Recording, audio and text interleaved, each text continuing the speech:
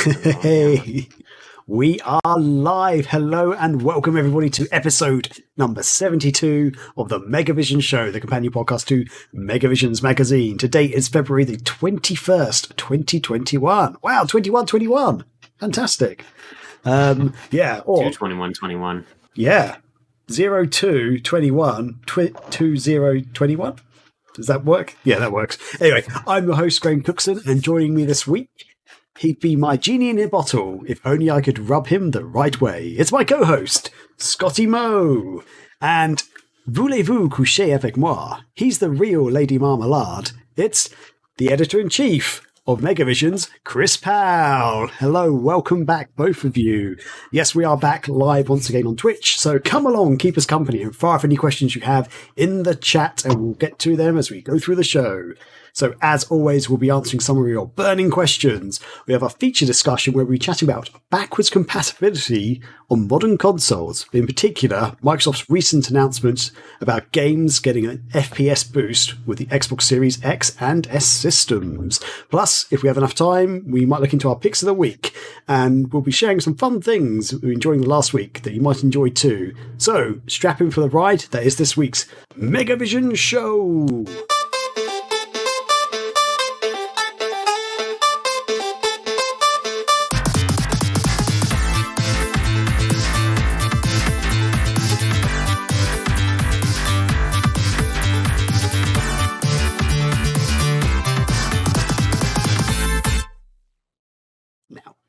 Yes. Welcome, one and all. So, as always, we'll kick off the show with what we've been up to.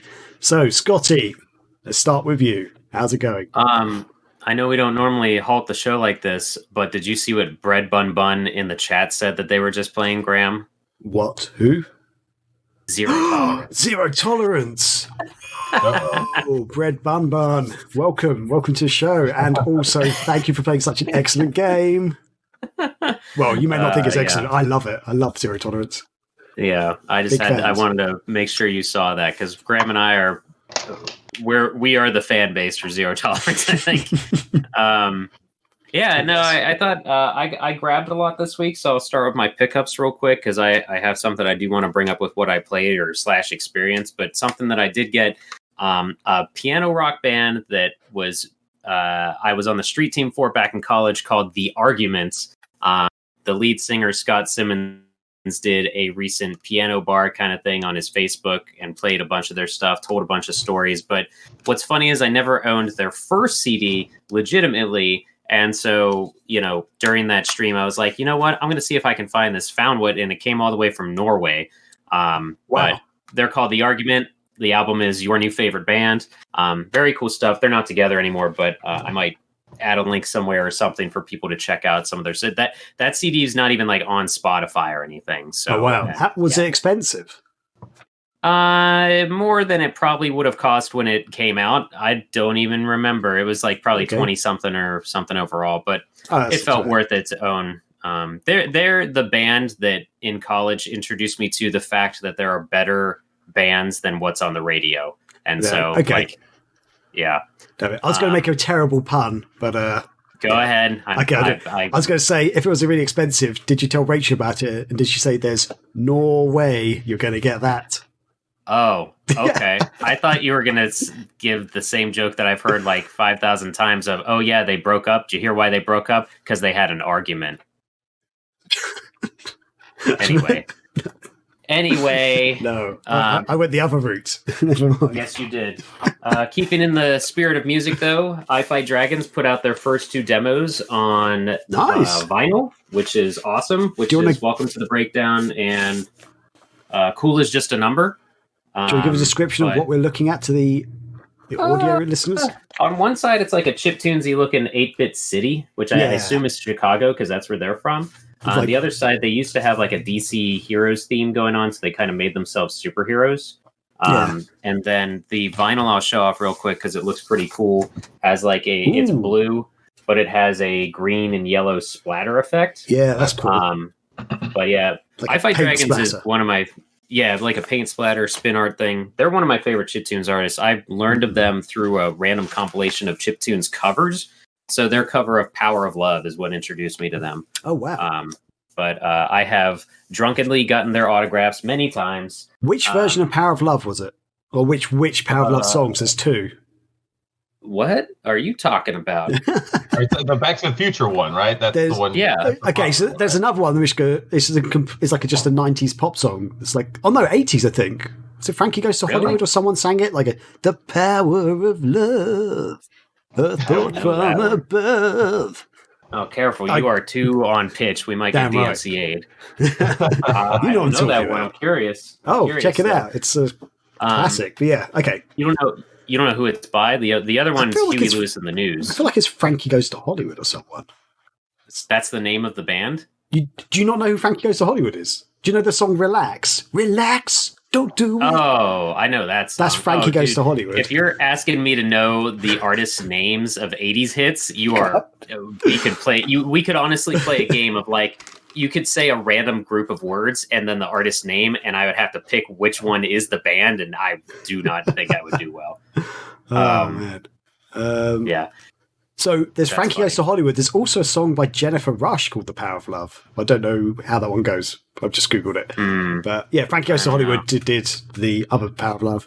Oh, and Celine Dion did a version as well. It's everywhere. Everyone's doing it. Never mind. Let's get out this rabbit hole. I've closed that window. That's like looking down a rabbit hole of songs named after a girl's name. A couple other pickups, 2 quick pickups. I got this guy back here. Woo. Thank you, Knuckles. I bought a little Game Gear game. I was at a half-price book. I'm sure Chris knows what half-price books are. Mm-hmm. I don't know that Graham would have. I guarantee you don't have half-price. It's just basically a used bookstore, but they sell movies and games and whatever. Oh, okay. And this little guy is Mickey and the Land of Illusion for Game Gear. Brilliant. It is. It was $6, and it's a pretty safe bet that stuff from the 90s era, like licensed games, are good games. Yep. So I looked it up real quick and saw through different websites that it goes for like $15 loose. I'm like, This is $6. Whatever, I'll grab it.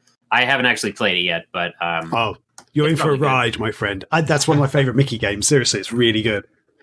Like, it's not Castle of Illusion. I don't think I've actually played this one. Yeah, so Land of Illusion's a bit different. It's okay. It's like a land almost.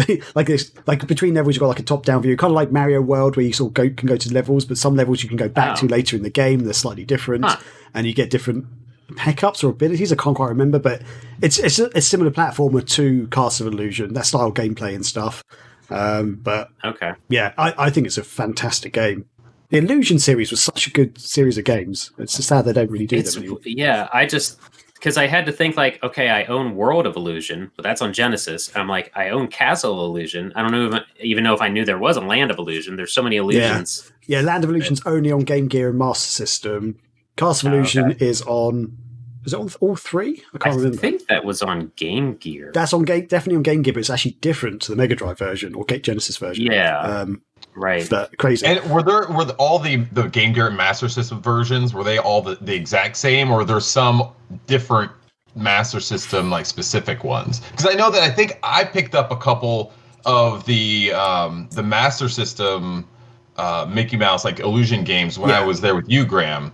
But I don't think we got some of those in the U.S. I think maybe we only got the Game Gear. I'd have to go back and look it up. Okay. I don't even have them. They're in storage right now because I would look over here because I used to have all my Master System stuff like right there. But that would be interesting to go back and look at to see if there were any differences between the Game Gear ones and if maybe you guys, because I know you guys got a lot more exclusive Master System releases than we did because they ended up. Yeah, well, I think what Sega of America did, which probably was a smart thing, is they pushed a lot of those games to the Game Gear. Yeah. Because that was kind of like the big thing rather than the Master System, obviously. Yeah. I think the games are basically the same from what I remember. I believe so. Remember. Every time someone asks me like, "Oh, what'd you play on the Master System?" I'm like, everything except for Zillion I played on the Game Gear, basically. That wasn't that. Like anything that I played that was a Master System game, I played it on the Game Gear. Yeah. Sometimes the Master System version isn't as good as the Game Gear version on some games. Like Batman Returns on the Game Gear is so much better on the Game Gear than the Master System. I think the Game Gear had a bigger color palette too, or something. Yeah. I forget. I think it's slightly better colours, and it might have been slightly faster or something. But the Master System you could have bigger pixels on the screen. So some games, right, they look slightly different, but generally, I think the games were basically the same. One last pickup I got. The limited run has graced my mailbox again. I got Space Channel 5, kind of funky Newsflash, which is a fully VR Space Channel 5. Got the little limited run card with it as well. So I'm excited to see this. Part of the collection that swooned me was that the game comes in a Dreamcast style case. Ooh, nice. This also works for VR only. I don't have PlayStation VR because that's how my life is. That's hilarious.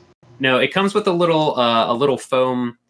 For those that are listening, I'm just holding up the box because I do want to do an unboxing, so this is still sealed. But it comes with a little foam ring to put around your Move controller so that it looks like Uala's microphone. And cool. You get a poster, and like I said, the Dreamcast style case. It's really this only slightly bothers me with collector's editions because I had to look up what was in it because the box is just black nothingness with 3 little chews or whatever they are. I forget. Umblongs, what are they called? I have no idea what they're called, to be honest. I don't remember. Space Channel 5 is a game that I want to love, but I've always been so bad at it that I can't enjoy it, basically. I'm not great at games either. I don't have rhythm. Ain't got the rhythm. Yeah. That's for sure. That's my pickups, though, because I wanted to... I had horrible streaming issues. Oh my God, it was so bad on Tuesday. I wanted to stream Crime Wave because we talked about it and how much we had talked about it. I thought, I got to show people this game because I've been screaming about it forever. So I had everything ready on Tuesday and the game was working. The game was up. Capture card's working. Audio's working. So I'm like, all right, I see there's a Windows update ready. Not going to do that before I stream. So I put my computer to sleep. We ate dinner. I came back and turn everything on. I go live, Twitch safe playlist is playing. And I'm like, all right, here we go. What's up, internet? It's Tuesday, time to stream. The game doesn't show up. Game's not showing up on stream. Just a black screen, no audio from the game. And I'm just like, all right, let me try to figure out what's wrong. And I go over to see if the capture device is plugged in. I didn't touch anything. Blue screen of death. And I'm just like, of course this is going to happen because I haven't tried to stream for weeks on my own. And so I'm like, all right, it's the Windows update kicking in. So I wait here. My computer restarted 3 times before I could finally get back up and running. And 1 hour later, I was not going to play Crime Wave because a good bit of me was like, I'm not confident on this game. Graham and I talked about the bad camera angles. So if I'm already in a shitty mood, I'm not going to try possibly a difficult experience here.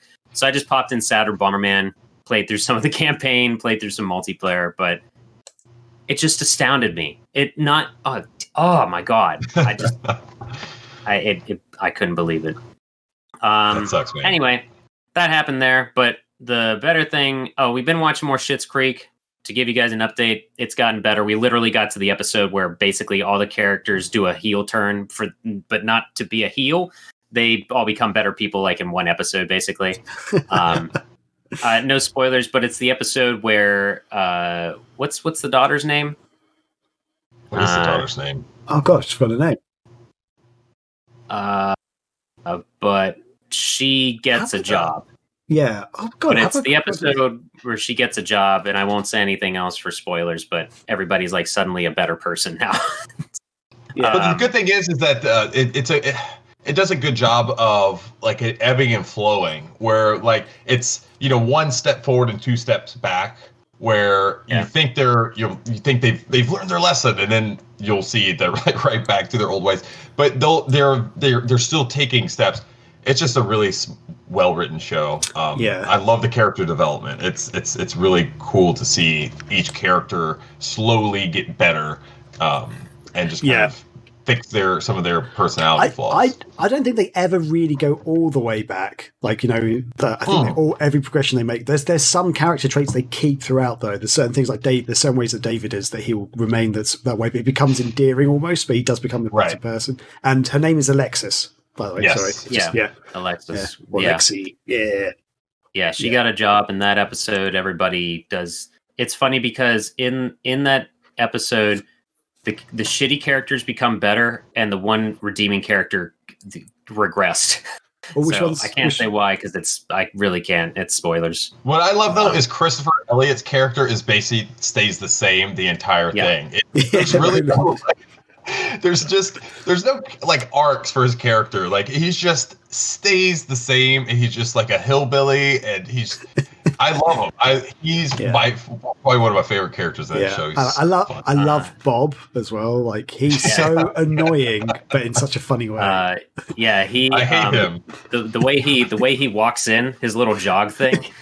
Rachel and I found a compilation of that, so we watched that to laugh. And what did he see? Oh! I lost it when he walks into John's office, quote unquote, and he goes, "Keeping busy or hardly working?" Idiot. I didn't even like. That was. I can relate to. I say stupid shit like that all the time. The worst is like I'll go to even just getting buying a movie ticket and somebody like, oh, enjoy your movie, and you're like, oh, you too. And you're like, oh God, why? Stuff like that haunts me decades later. Just awkward social interactions. I'll still think about today. I'm just like, oh God, you're such a why are you like this? When I used to when I was working downtown, before the world ended, I would get a bagel pretty frequently in the morning, and the bagel place they call that they don't take your name, so they just call your order. So they said like blueberry bagel, blueberry bagel, strawberry cream cheese. I'm like, oh, that's me, and I'll grab it. And some lady near me was like, oh, that's what I get. That's a good one. And I just was like, thank you. And then I left. Like I didn't know what to say. I'm not ready to talk and interact with people in the morning before work. That's funny. I've had so many moments just like that, though. I don't know. Oh, brother. Jesus Christ. So last thing I want to mention, I want to bring up an amazing thing that caught everyone off guard, the Blizzard Arcade Collection. Did you guys see this come out of BlizzCon? Yes, I heard about it, yeah. Okay. I'm not. This is kind of the first I'm hearing about it. So I know everyone's freaking out about the Diablo 2 remake, so that's really all I've seen on YouTube and Twitter. So tell me about this, because I don't. Yeah, BlizzCon happened. The Blizzard convention happened. They had a bunch of great things came out of that. One of them was Metallica performed. The band Metallica performed, and Twitch fucking DMCA'd the live stream and overlapped it with like chiptunes hoedown bullshit. They take themselves down. Oh, Scott is frozen. I'm sorry, back. Scott, you froze. I'm back. Okay. Yeah. Twitch DMCA got it. Yeah, they did. Metallica was performing, playing their music on Twitch, and because Twitch is such a fucking dumpster fire right now, and all its DMCA stuff, it was like, oh, copywritten music's being played. We have to mute it and play something public domain. So, oh my God. And it's perfect that it happened with Metallica, because Lars was so adamant about burning Napster to the ground when all of that stuff happened too. Yeah. Their drummer, Lars Ulrich.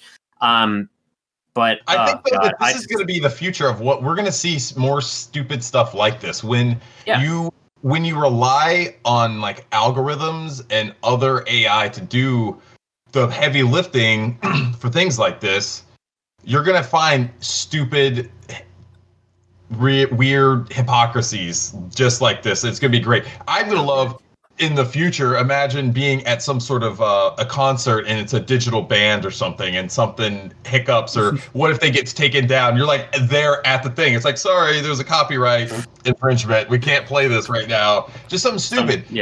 So we're gonna keep seeing silly things just like this. It's just so dumb. Some dude on a headset will walk out into the hologram and say what happened.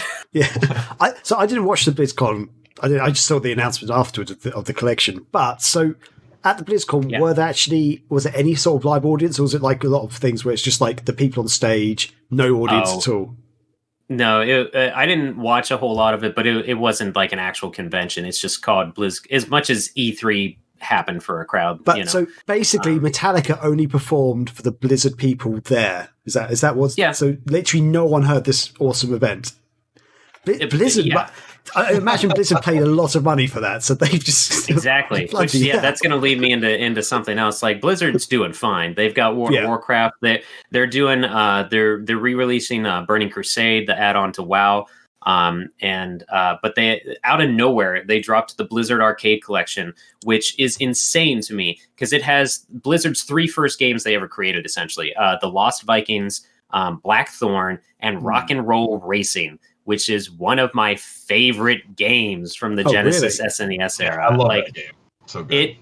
I thought maybe Chris, you would have played it because I feel like that's something that any like brothers or siblings would have sat down with. Oh yeah. I don't know if it was released in the UK, Graham. I think it was. I recognize the name. I got a feeling it was. Okay. I can double check. I can quickly do it. It came out as a Pop and Sock Racing, I believe. Yeah. They weren't rock and roll yet. Not yet. But the game, what's crazy is literally last week I introduced Corey to this game, and I've been bugging him to play it like on a Thursday night throwdown rather than a throwdown or something. And he fell in love with it because he loves classic rock and stuff. And it's got, for those that don't know, it's an isometric racer with like rockets and turbos and oil slicks. With the dude named Larry, that's the announcer. He's like, Viper takes a weak third, and Shred is in another time zone and stuff like that. But the personality of it, and it has like not even chiptunes, like MIDI style songs of like Born to Be Wild, Highway Star, something, I forget the Black Sabbath song that's on there. But like that, see licensed music in a lot of games back then. That's what was so cool about it. That's what was cool about it, and also the fact that there was like an actual verbal stuff being said, like the announcer, you could actually understand him as opposed to like just really bad 8-bit or 16-bit stuff. So it's on this collection, and I'm just like, are you fucking kidding me? They added all 3 of these games have a definitive mode, which is like widescreen, kind of souped up the graphics a little bit, but nothing too crazy, not like smoothing or whatever. But and there's a 4-player mode for Rock and Roll Racing. I think it's only local multiplayer. But Blackthorn is one of the, if not like the second most expensive 32X game. So I was personally very excited about that. That one is more of, it's basically sci-fi Prince of Persia. And a bit like Flashback, kind of.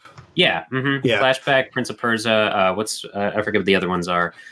Lost Vikings is a side-scrolling platformer. I'm not sure. I haven't played that one yet, but this collection is so great. Mm-hmm. So if you haven't played Lost Vikings, it's a puzzle platformer where you control all 3 Vikings. You take it in turns to control each Viking, but each Viking has different abilities. There's one guy with a shield, and he can like protect himself from enemies. There's one person who's got, I think it's bow and arrow, he's got a weapon, so he can attack enemies, and there's another one that can jump. Okay.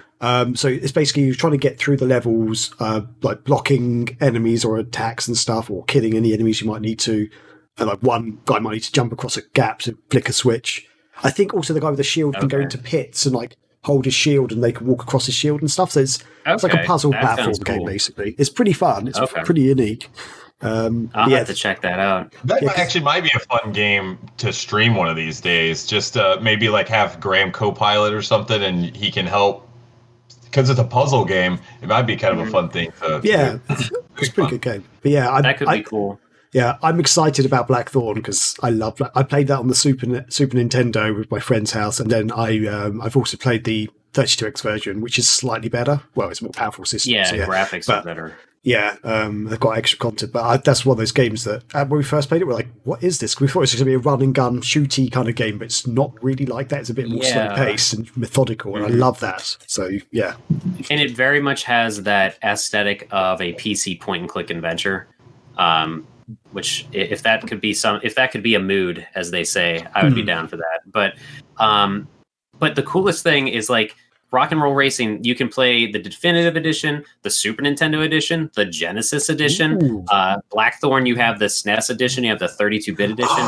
But yeah, it's awesome. All. But also, there are what they've called virtual museums with this collection. They have interviews with members of the staff that like founded Blizzard, made these games. So I watched and it's not short either. Like I watched a whole 12-minute video on Rock and Roll Racing, and then there's another one about like the founding of the place. And there's pictures of like them nailing how they were first called Silicon Synapse. and they changed their name because people kept calling them asking if they made silicone products, and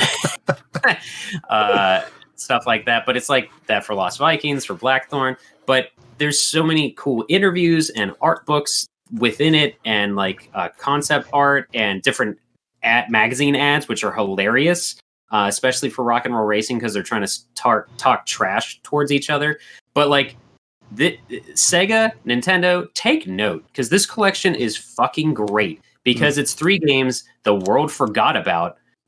Some games that do have cult followings, like Rock and Roll Racing, and there have been like 2 or 3 different Kickstarter, Indiegogo type things that are essentially Rock and Roll Racing 3D. I went down a hole with all this stuff, but like, I love the interviews. I love the art books. I love the fact that there's Definitive Edition, SNES Edition, Genesis Edition, like all these variations you can play. You've got trophies and achievements and whatever. I don't think there's really online play, but like these collections, this is what Sega almost had with the Sonic Ultimate Genesis collection with unlockable interviews and stuff. But man, and it's $20. I would have paid $20 for just the Rock and Roll Racing one, but it's very good, and I am probably going to get this. I got it on PS4. I'm probably going to grab it on Switch as well. Yeah, they announced it and released it the same day, didn't they, or something?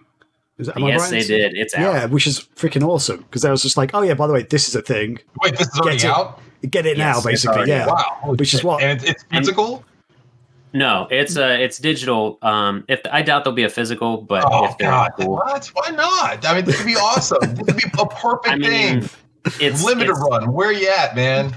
It's Blizzard. They haven't had like a successful, like, people questioned why they were releasing physical versions of like WoW add-ons and stuff. And I could count on one hand how many physical copies of Overwatch we sold at GameStop when I was there. So, I mean, but there is their stuff out like retail wise with physical stuff and like special editions all the time. And I think this is the one thing that would make super sense to have a really cool physical edition for.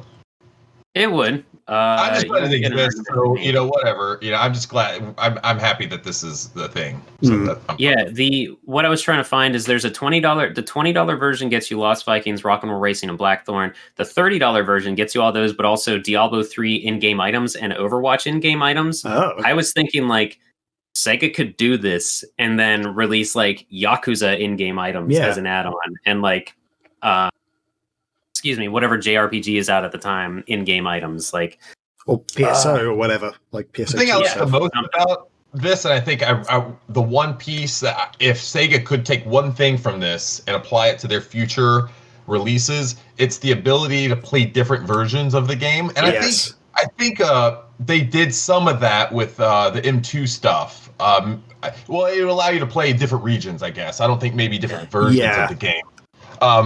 Because I mean, there were some big differences in some of those arcade releases back then. But I would love to see this. Like, could you imagine some Sega CD or Saturn releases, or because in that span you would have releases like this game. It would be on the Genesis or the Sega CD. You'd have a 32X version, maybe even a Saturn version. When you're talking about games like Virtual Racing. Oh God, what's the not? Well, Virtual Racing was on all 3. FMV shooter, the zombie shooter. Corpse Killer. Corpse Killer. Oh, okay, I have like 4 different versions. There's even a Sega CD 32X version of that game, and I have it. But that would be awesome if Sega if they released some sort of compilation where you'd have all of these different versions of the game.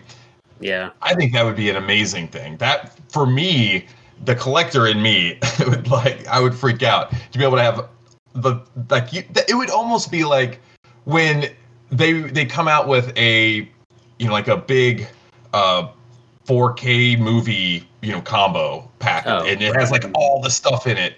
Like, you could do that same kind of thing, but with the video game. It's like, hey, if you're a fan of Corpse Killer or whatever, this is like the definitive thing. It has every single release packed in right here, and you could do that with so many things, man. That's crazy. Yeah. Like, for some of their arcade games as well, like some, like, for example, Sega Rally or Virtual Fighter, you could get like the arcade version and also the Saturn version and the 32X version or something like that. Like, to see the differences, and man, It bothers me because I'm going to need to take a 5-minute so, break and go smoke a cigarette now.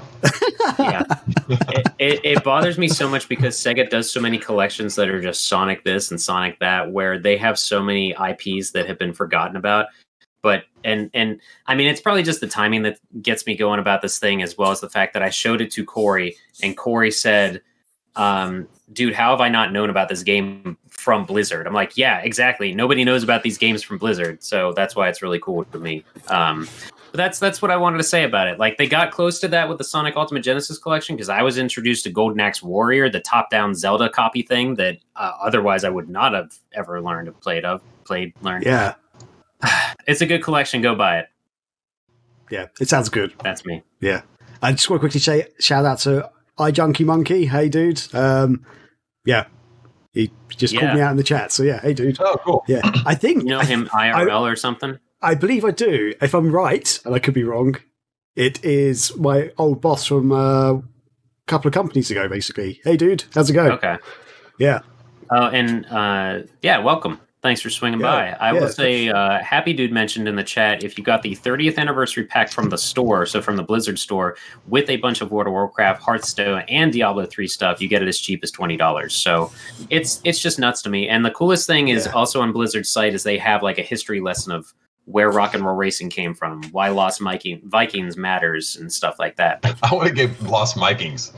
Lost Vikings. I want to play that game. Nobody can hear them because they're not mic'd. Mikey. That's me. I tried to keep it shorter, but here we are. Sorry. Yeah, that's all good. All good. So, Chris, how's it going? What have you been up to, dude? Dude, man, I feel like my week, like last week, it's just been a blur. Just so much stuff going on behind the scenes. But there are some stuff that I watched this week. One thing that I want to go really in depth on when we're not doing our picks. Crap, I forgot. Man, we're not doing picks. Okay, then I have to tell you now, but I'll keep it as short as possible. Do a mini pick. There's this movie that I had been seeing, because you know that they're doing a lot of this stuff now where they're releasing movies in theater, but also on like Amazon Prime, right? HBO Max and stuff. But if you're gonna watch it on Prime, you have to pay, it's like $15 or whatever to rent a movie. But I've been seeing this one movie on there for a while. Called Shadow in the Cloud, and it's with what was her name? Chloe Grace. Oh, great! Yeah, Chloe Grace Moritz. Yeah, and so she was in Zombieland, and I've always enjoyed her work and pretty much everything I've seen her in. I've always thought she was a cool actress. So I saw it, and I saw the trailer, and it looked really awesome. It's basically like set in World War II. World War I can't remember. World War II, and it's all in the Pacific, and it's just this. It seems like this really cool war movie where she's this badass like secret agent, where she has to like get in this like gunner pod and take down all these Japanese spy planes. And we started watching it, and we are all into this movie. It is so cool. It's really well done. Basically, I'll set the premise. I'm going to read the actual premise because I wrote it down. It's on a stormy night during World War II. A female pilot with top secret cargo talks her way on board a bomber plane about to take off. The crass all-male crew reluctantly agrees, but they're suspicious about her identity, and the mysterious cargo quickly grow. Just then, a shadow appears in the clouds. Was it the incoming Japanese fleet, or caused by some other sinister stowaway? And it sets the premise up so awesome, and like the first maybe half or third of the movie is some of the coolest I've seen, and it's done on a small budget, you can tell, because basically once her character gets on board the aircraft and they're going to take off, and it's within the first few minutes of the movie, they basically put her down in this like gunner pod underneath this old bomber plane. It's like an old B-29 bomber plane. So they're not in service anymore. I think it's called the Super Fortress. It's this giant, huge bomber. And they had this, but it's really cool because the pod is almost all glass. And so the way that they film it, a lot of it's like looking at her as she's like, in the pod doing stuff. And for the lot of the half of the movie, she carries a lot of it because the camera is basically on her for the most part. And any other dialogue comes through her comms, like in her headset. And so she overhears like the guys like talking bad about her and all this other stuff. So she has this like secret box that is like top secret, and she's supposed to be carrying it and guarding it. And the movie is so amazing up until the point where it's revealed of what's in the box, and then the movie completely falls apart. It's like it just takes a nosedive, and everything they built up to make her character so amazing is just completely lost, and it's just so deflating. We actually just all looked around at each other and we're like, "Are you kidding me?" And the rest of the movie just devolves into an utter mess, and it's like it's so bad and gets so just stereotypical and like paint by the numbers of just what they do. Jamie ended up predicting the end of the movie almost to a T, and what I was like, "Yep, that's." And it's just I was so upset because I thought it had so much potential to be amazing, and if they had just stuck to the premise, it was so great. But as a viewer, I just felt completely kind of like tricked in a way, because it's like, man, you're leading me to, like on this path, and then you just completely take it away, and now you still want me to like root for this character who is not at all the character that you made me. It was just weird. I want you guys to take a look at least the trailer. Okay. And I want you guys, if you find some time, and I want you to take a watch, because I just want to see if we're the crazy ones, and if we think it's just like seriously terribly bad, or if you guys agree. I would really like to hear, because man, it was so good, and I think she does a good job in this too. It's just the script fell apart and everything else. It was not good. But I don't want to give any spoilers, so I'm being being very vague. I'm trying to be very vague, because there's also lots of other crazy stuff that happens that I'm not even going into. Cool. But I do think it's worth maybe watching just to see, because it's a weird it's weird of how bad it falls in a way. Which one? What's that called? What was it called? Shadow in the Cloud. Shadow in the Cloud. Okay. I mean, we get on these kicks where we watch a certain actor. We went through a bunch of Keanu Reeves movies that led us into Sandra Bullock movies recently. Yeah. So, like the past week, we've watched, no joke, we watched like Point Break and While You Were Sleeping. Friday, we watched The Net. That is so bad. That is one of the worst hacker-associated movies I've probably seen. There's a sequel to it. Anyway, is there? We also watched, but yeah, The Net 2.0. Okay, of course. That makes sense. Yeah, but we watched Bird Box last night finally, and that was a ride that I was not ready for. And everybody compared it between each other. I like A Quiet Place 2 better, but like the reason I bring up that is because I feel like it did the opposite of the movie you just mentioned, Chris, because I love when something is never shown and it leaves it to your imagination. And I can't say too much about Bird Box, but I did not know what was happening going in. I must have missed what the plot was about, but the fact that not everything is exposed made me enjoy it much more. So I think that's the opposite of what happened maybe with you with that one. Yeah.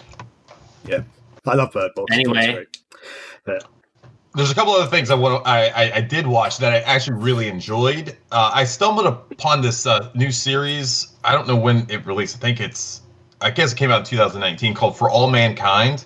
It's an Apple TV exclusive show, and it's basically like an alternate history of like, what if the Soviets landed on the moon first? Okay. And what would the implications be? And basically, like, what if the space race just kept going?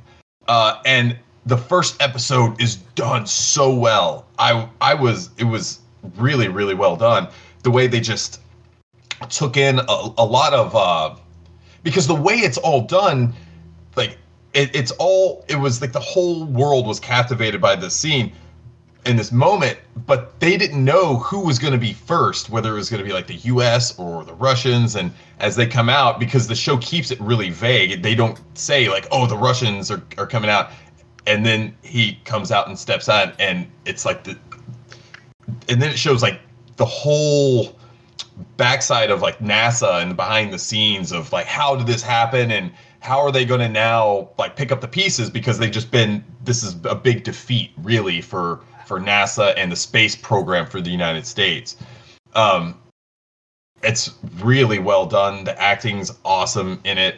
Joel Kinnaman, Michael Dorman, Ren Schmidt, a few others are in it.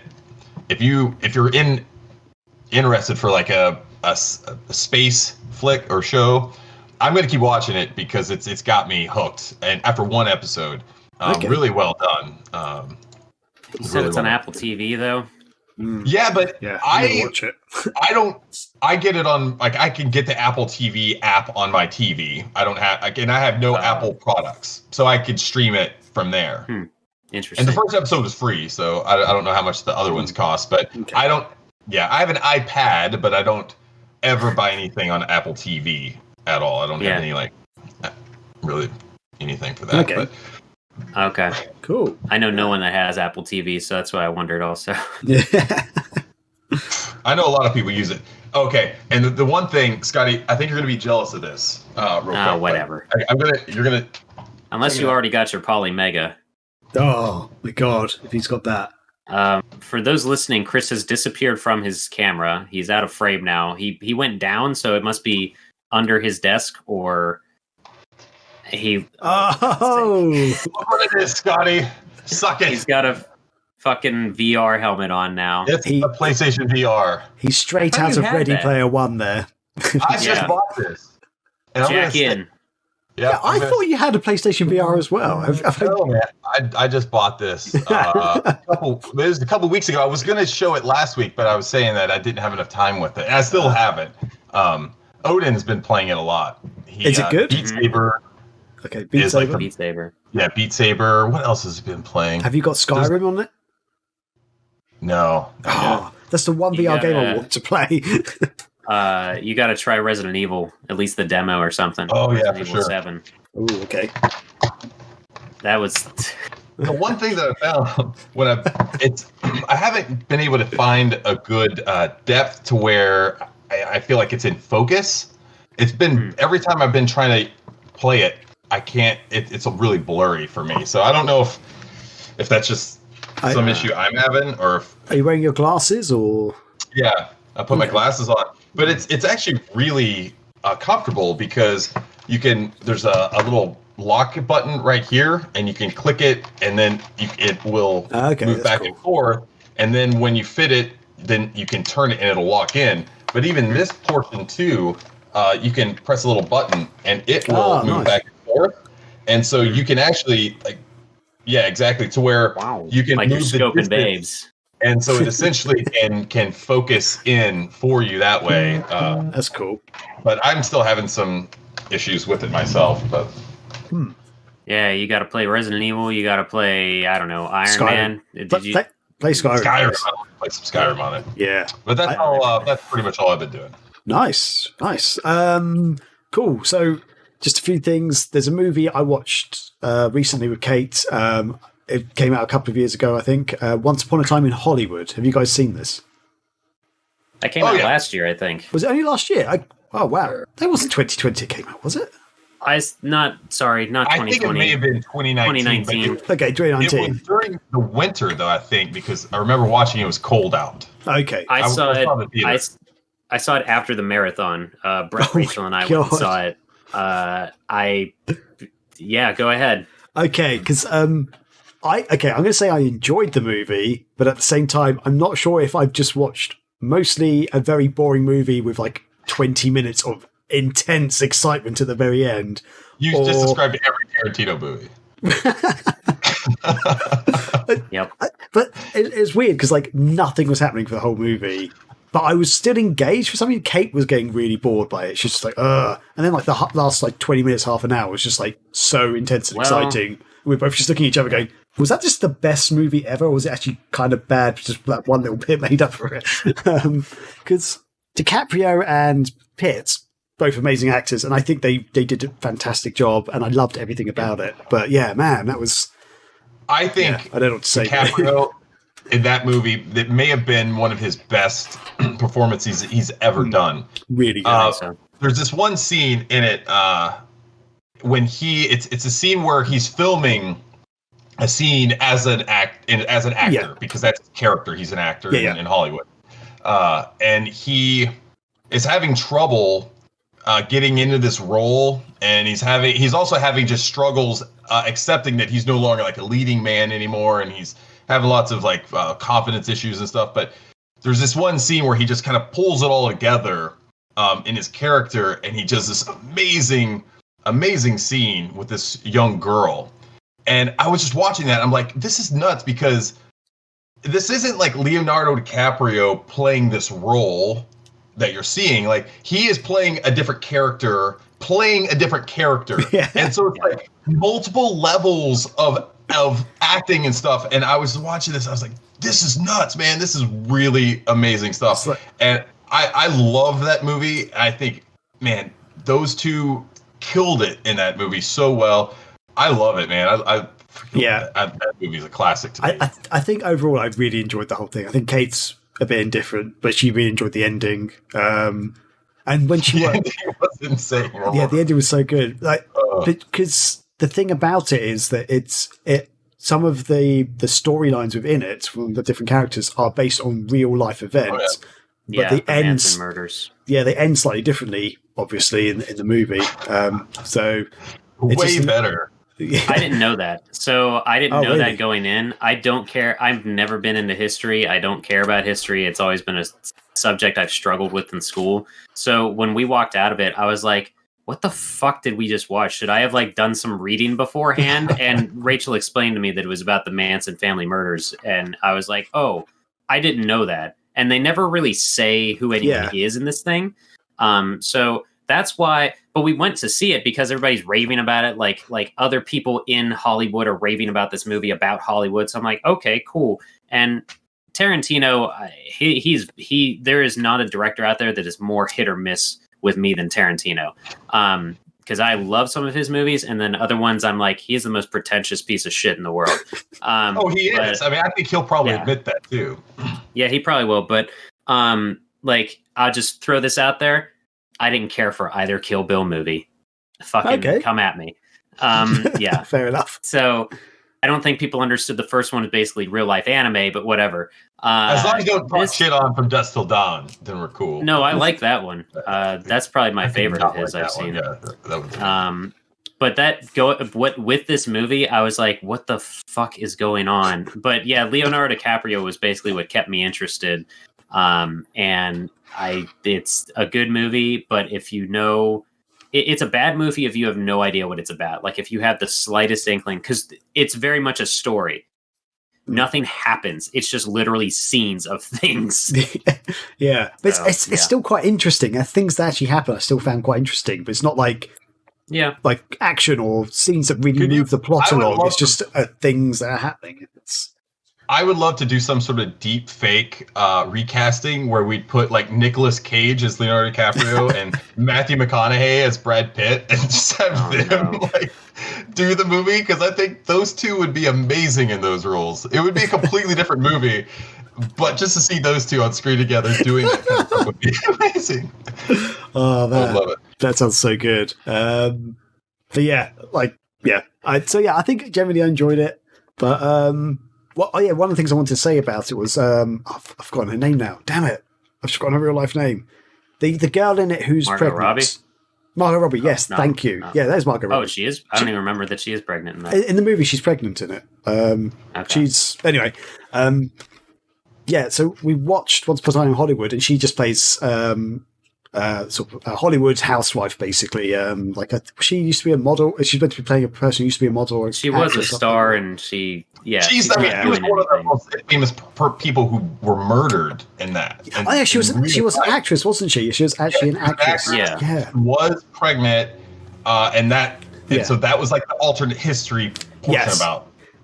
Yeah. So we watched that, and then like the next night we watched Birds of Prey, the Harley Quinn movie, and it just goes to show she's such an amazing actress because she's different in those movies, and like I think she nailed each part perfectly. Like, and I actually enjoyed Birds of Prey. I'm not saying it's the best movie ever, but I actually enjoyed a lot of it. There's a couple of bit scenes in it I was like, that's a bit too cheesy. But isn't she Australian? She is Australian. Yeah. She was in Neighbours, which is a massive soap that's really popular in the UK. It's crazy. I mean, she does a great American accent, and I would never have known, if I hadn't seen something recently like that. That's crazy. Yeah, really, really good. But yeah, anyway, sorry. Other things this week. Again, my life with technology and stuff just doesn't work. Yes, join the anger. Yes. God.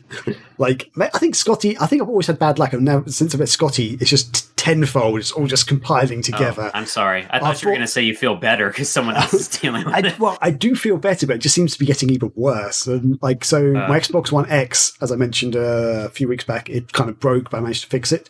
It's broken again, and this time I can't seem to fix it. It seems to be stuck in this weird loop where it keeps wanting to do this like 386 megabyte update and stuff, and it's got quite funny. He says we just need to do a quick. They say we need to update. It's 368 megabytes. Don't worry, it's worth it or something. Like that's what the message says on it. we got this, bro. It made them say that. It's like, guys, it's gonna be so awesome. And did it convince you though? It basically just keeps failing. I can't skip it. You can basically.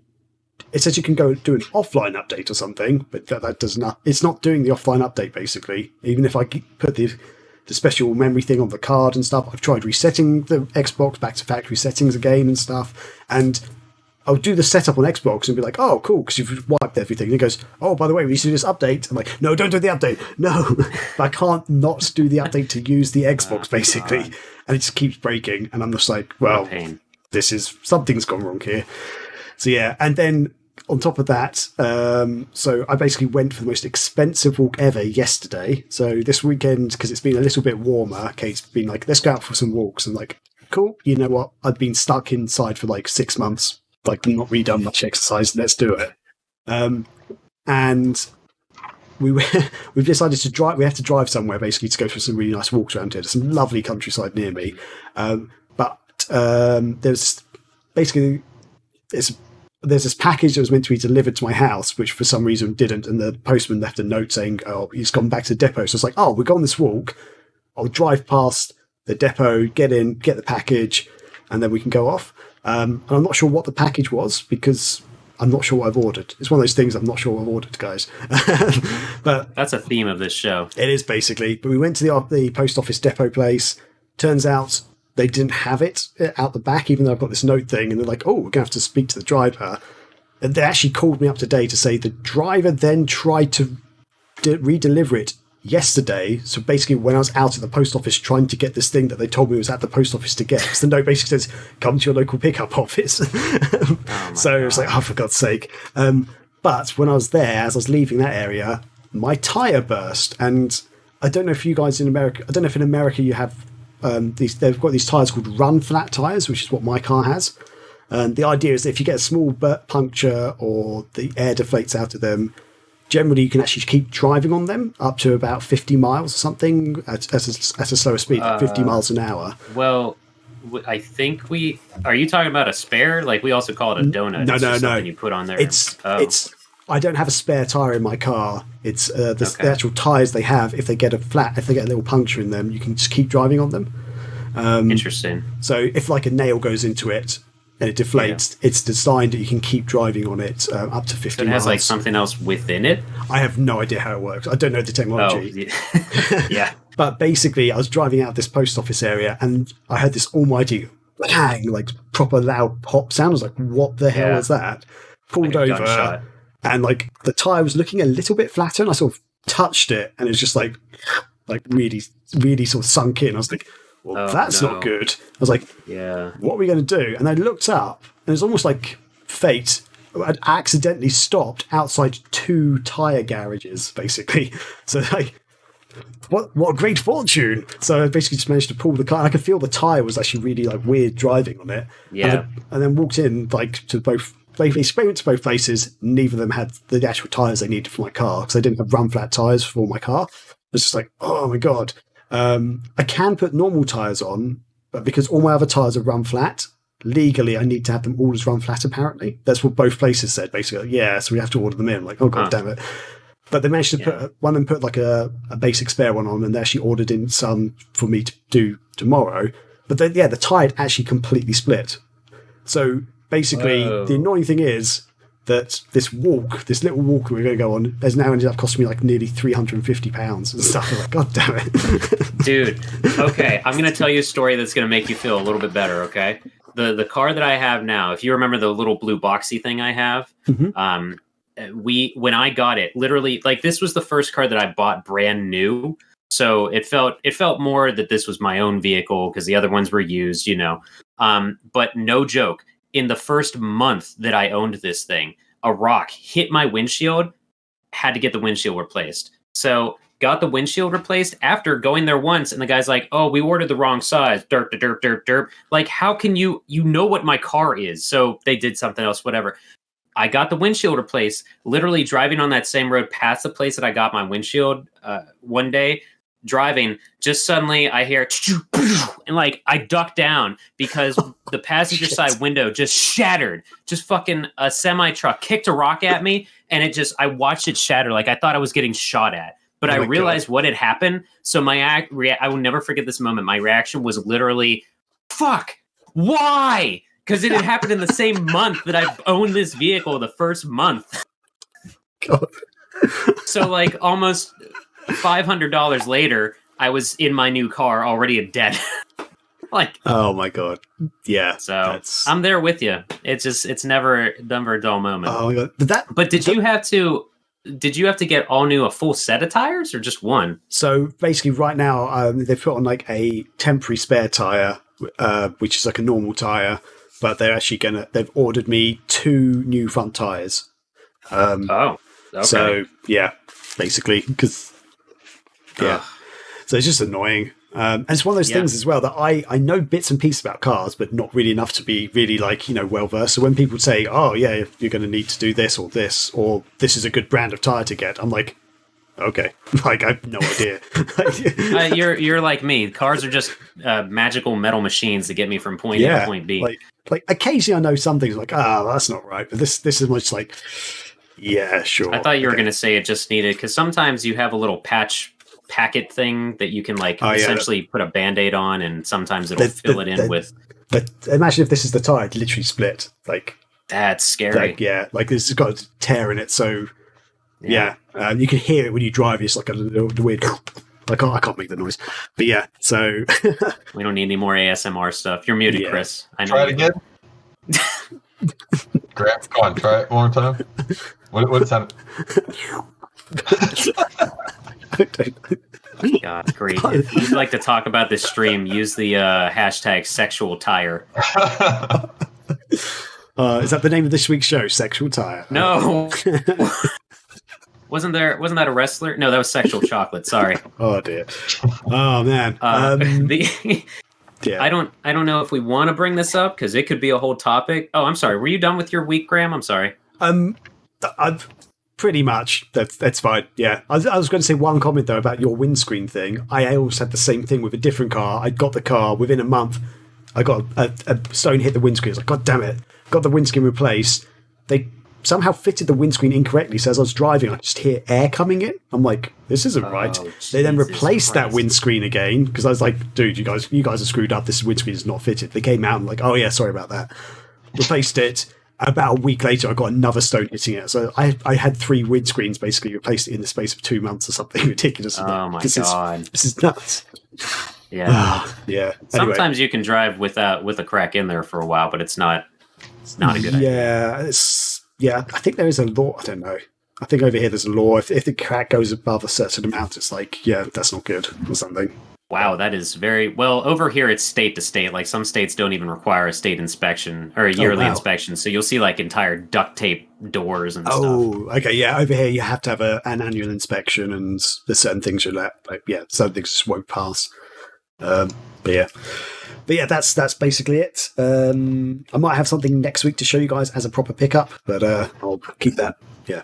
Do we want to talk about the Mortal Kombat trailer?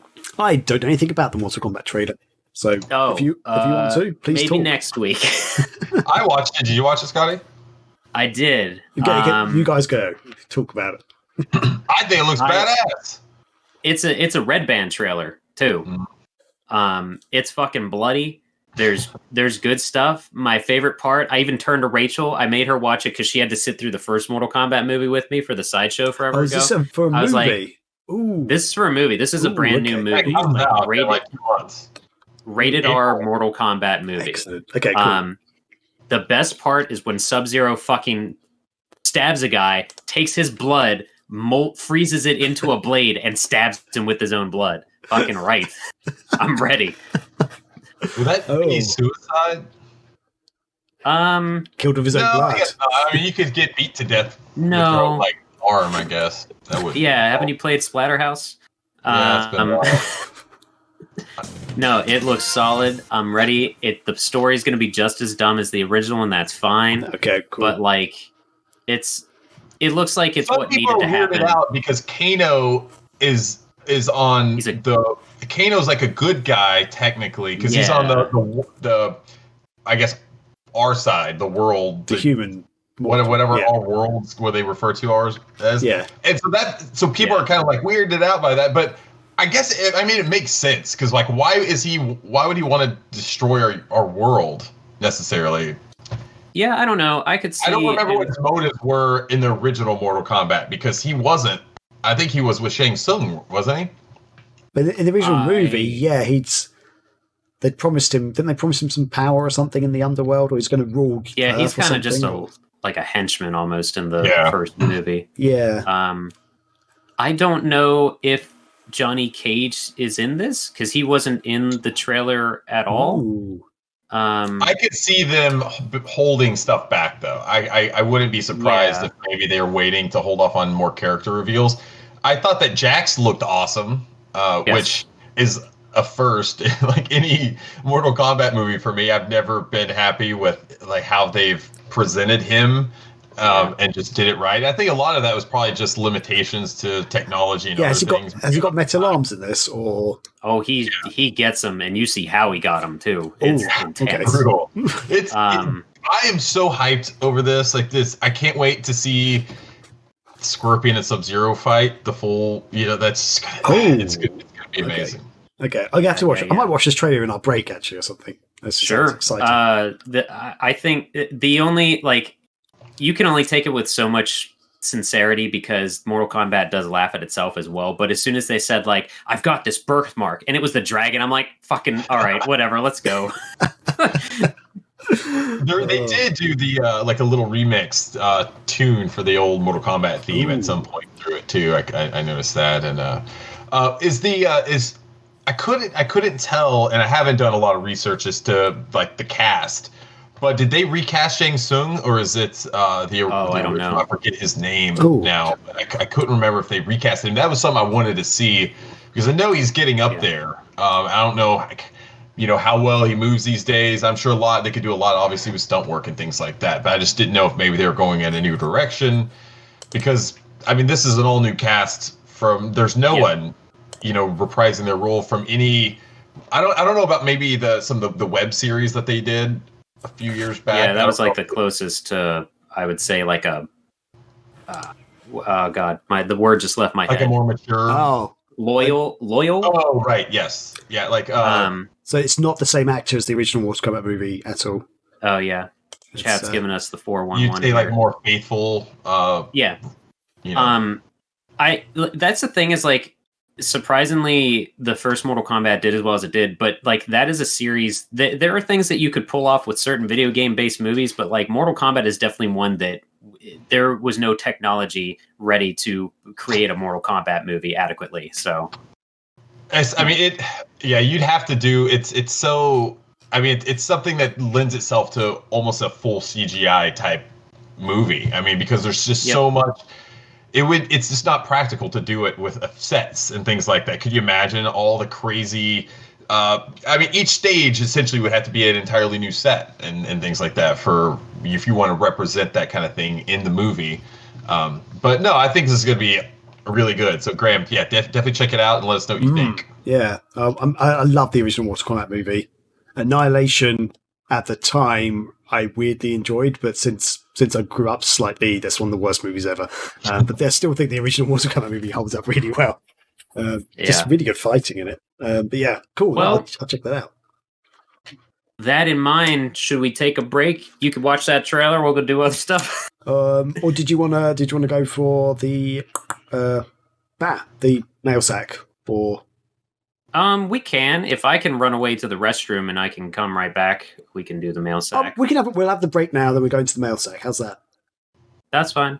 Cool. Okay, so yeah, we'll take a little break. If you've got any questions or whatever in the chats, just drop them in the chat and we can pick them up in a little bit, but we will be back in a few minutes. So cheers.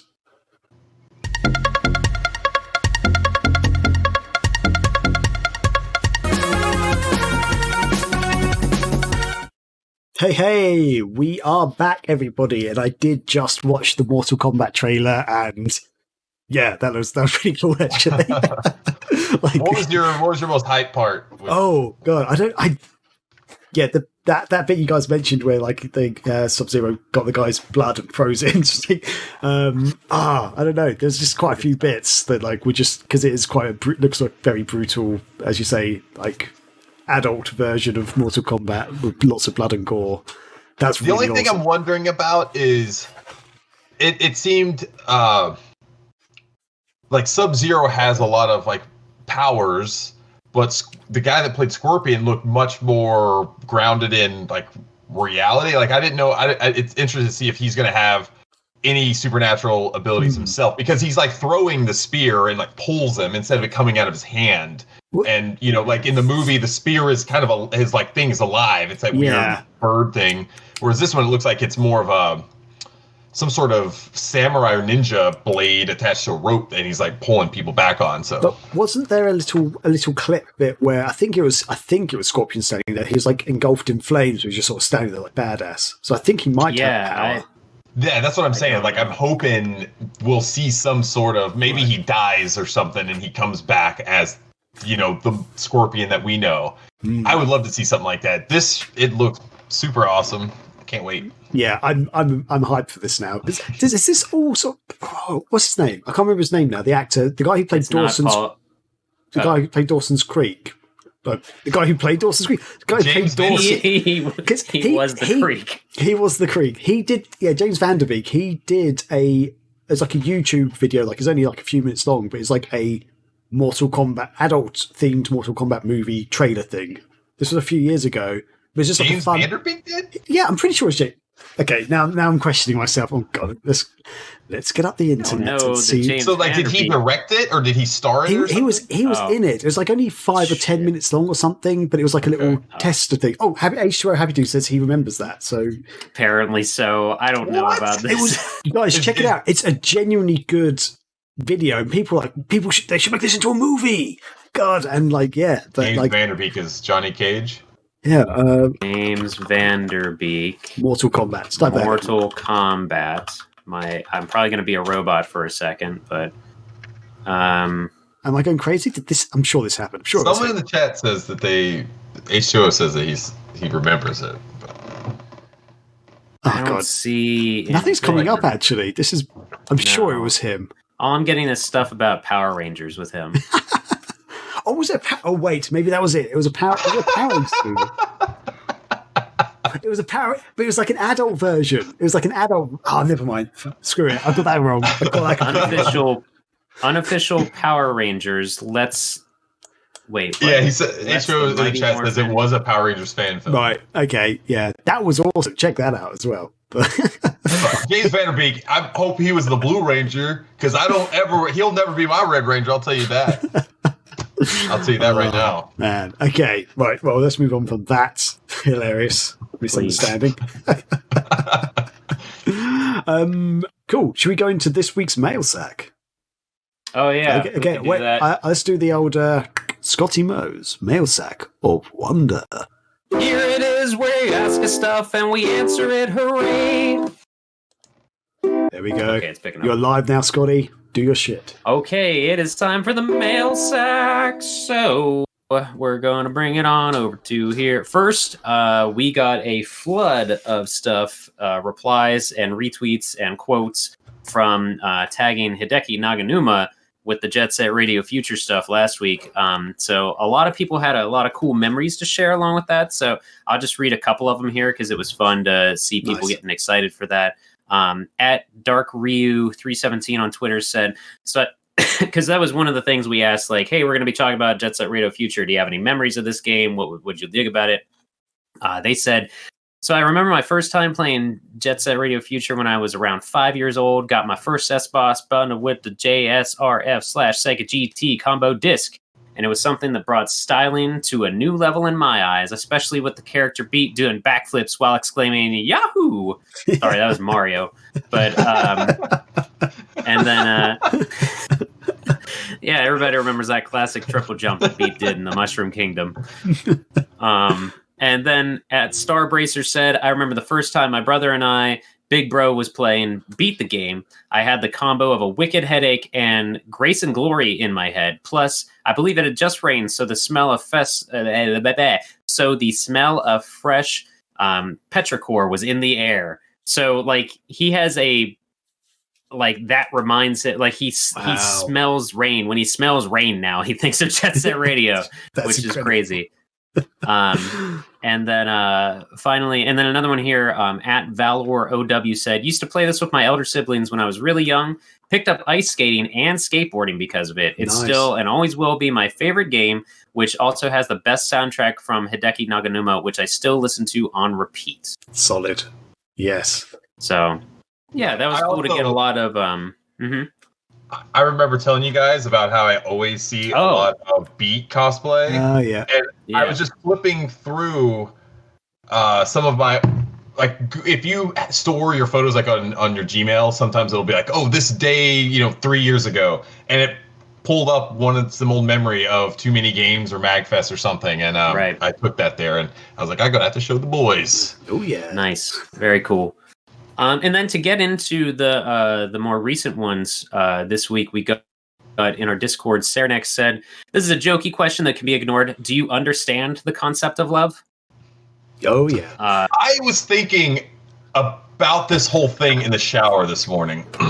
And I don't know, was just the whole idea, the concept of love, was that a mistranslation, you think? And they were trying to mean, like, just the meaning of love? Do you understand the meaning of love? But it was a mistranslation, possibly, or maybe not the most correct translation, and it became the concept. Because I think that is such an awesome phrase that's iconic to this series now. But if it had just been, do you understand the meaning of love? I don't think it would have had that same level of it's burnt into our memories. It's it's that when you hear of it, you think of Jet Set. Yeah, well, I've got a sort of mini anecdote about the game and this song in particular. In that, I don't know if it's like I've always had terrible hearing, or like there's loads of songs I can never seem to fully grasp what the actual lyrics are. I just mistranslate them all the time. But both me and my friend, we mistranslated this song, and I don't know if it was our TV at the time was just crappy or whatever, but we thought it said, I mistake the concept of love. And it's like, what is love? And it's just like, so it was only until like a few years ago I realized it actually was understand the concept of love. So it's just like, if I sang the song, it'd be like, I mistake the concept of love. But it's, namaste. It's just completely had no idea what the real lyrics were. And in my head, though, it all made sense still, because like the following lyrics afterwards just seemed to flow. And I was just like, yeah, great song. But yeah, it's like years later when people like understand and stuff, like Jet Set Radio, I was like, what does understand mean? Like, I think Radio Sega does it on their adverts. Says, understand. I'm like, what? It's not too far off from the same question. I don't know. Isn't there a thing, not the Mandela effect, but there's something where people hear a completely different lyric for a song? I think there's a term for that or something as well. I forget though. Yeah, that happens all the time. There's so many that are misunderstood. But yes, yeah, that's just one in particular that relates to this that I was going to bring up last week, but I forgot, or we ran out of time. I can't remember. But yeah, just because this question came in, I was like, oh, perfect. So yeah. So yeah, I didn't know what those lyrics were for many, many years. Oh, I remember there was the song "Want You Bad" by Offspring is one of my favorite songs by them, but I completely did not hear the lyrics correctly because it's essentially about some S&M stuff eventually in that song.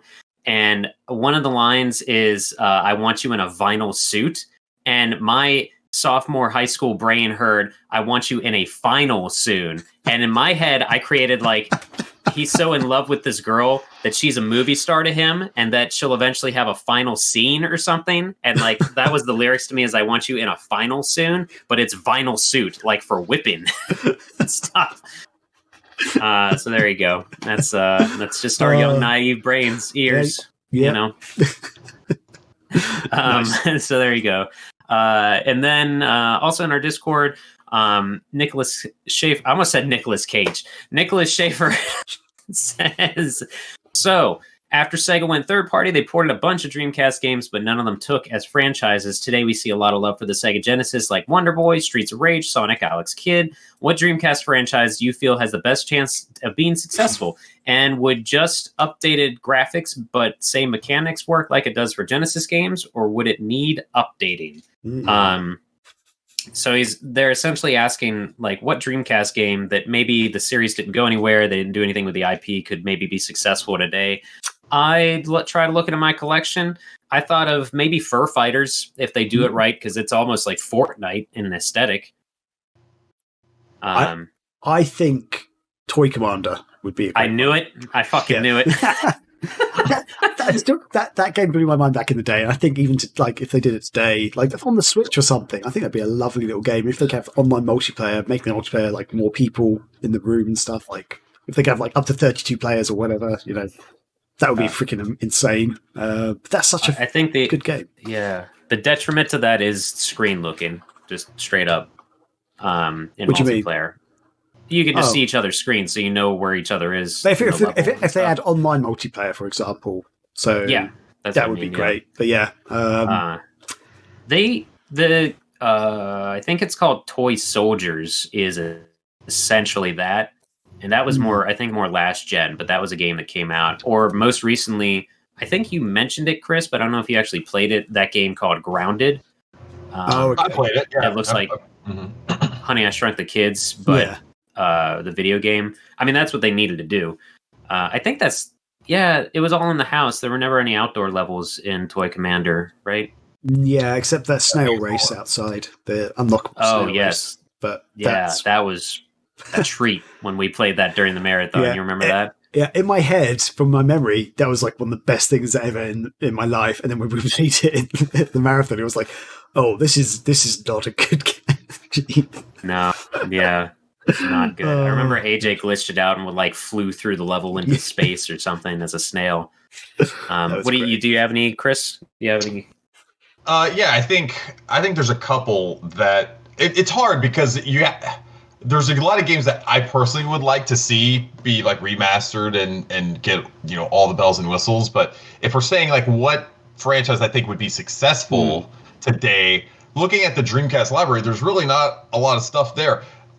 If I had to just if I had a wish and I could throw out logic in any sense, I would say NFL 2K because that was the best NFL football series of all time. I will die on my sword.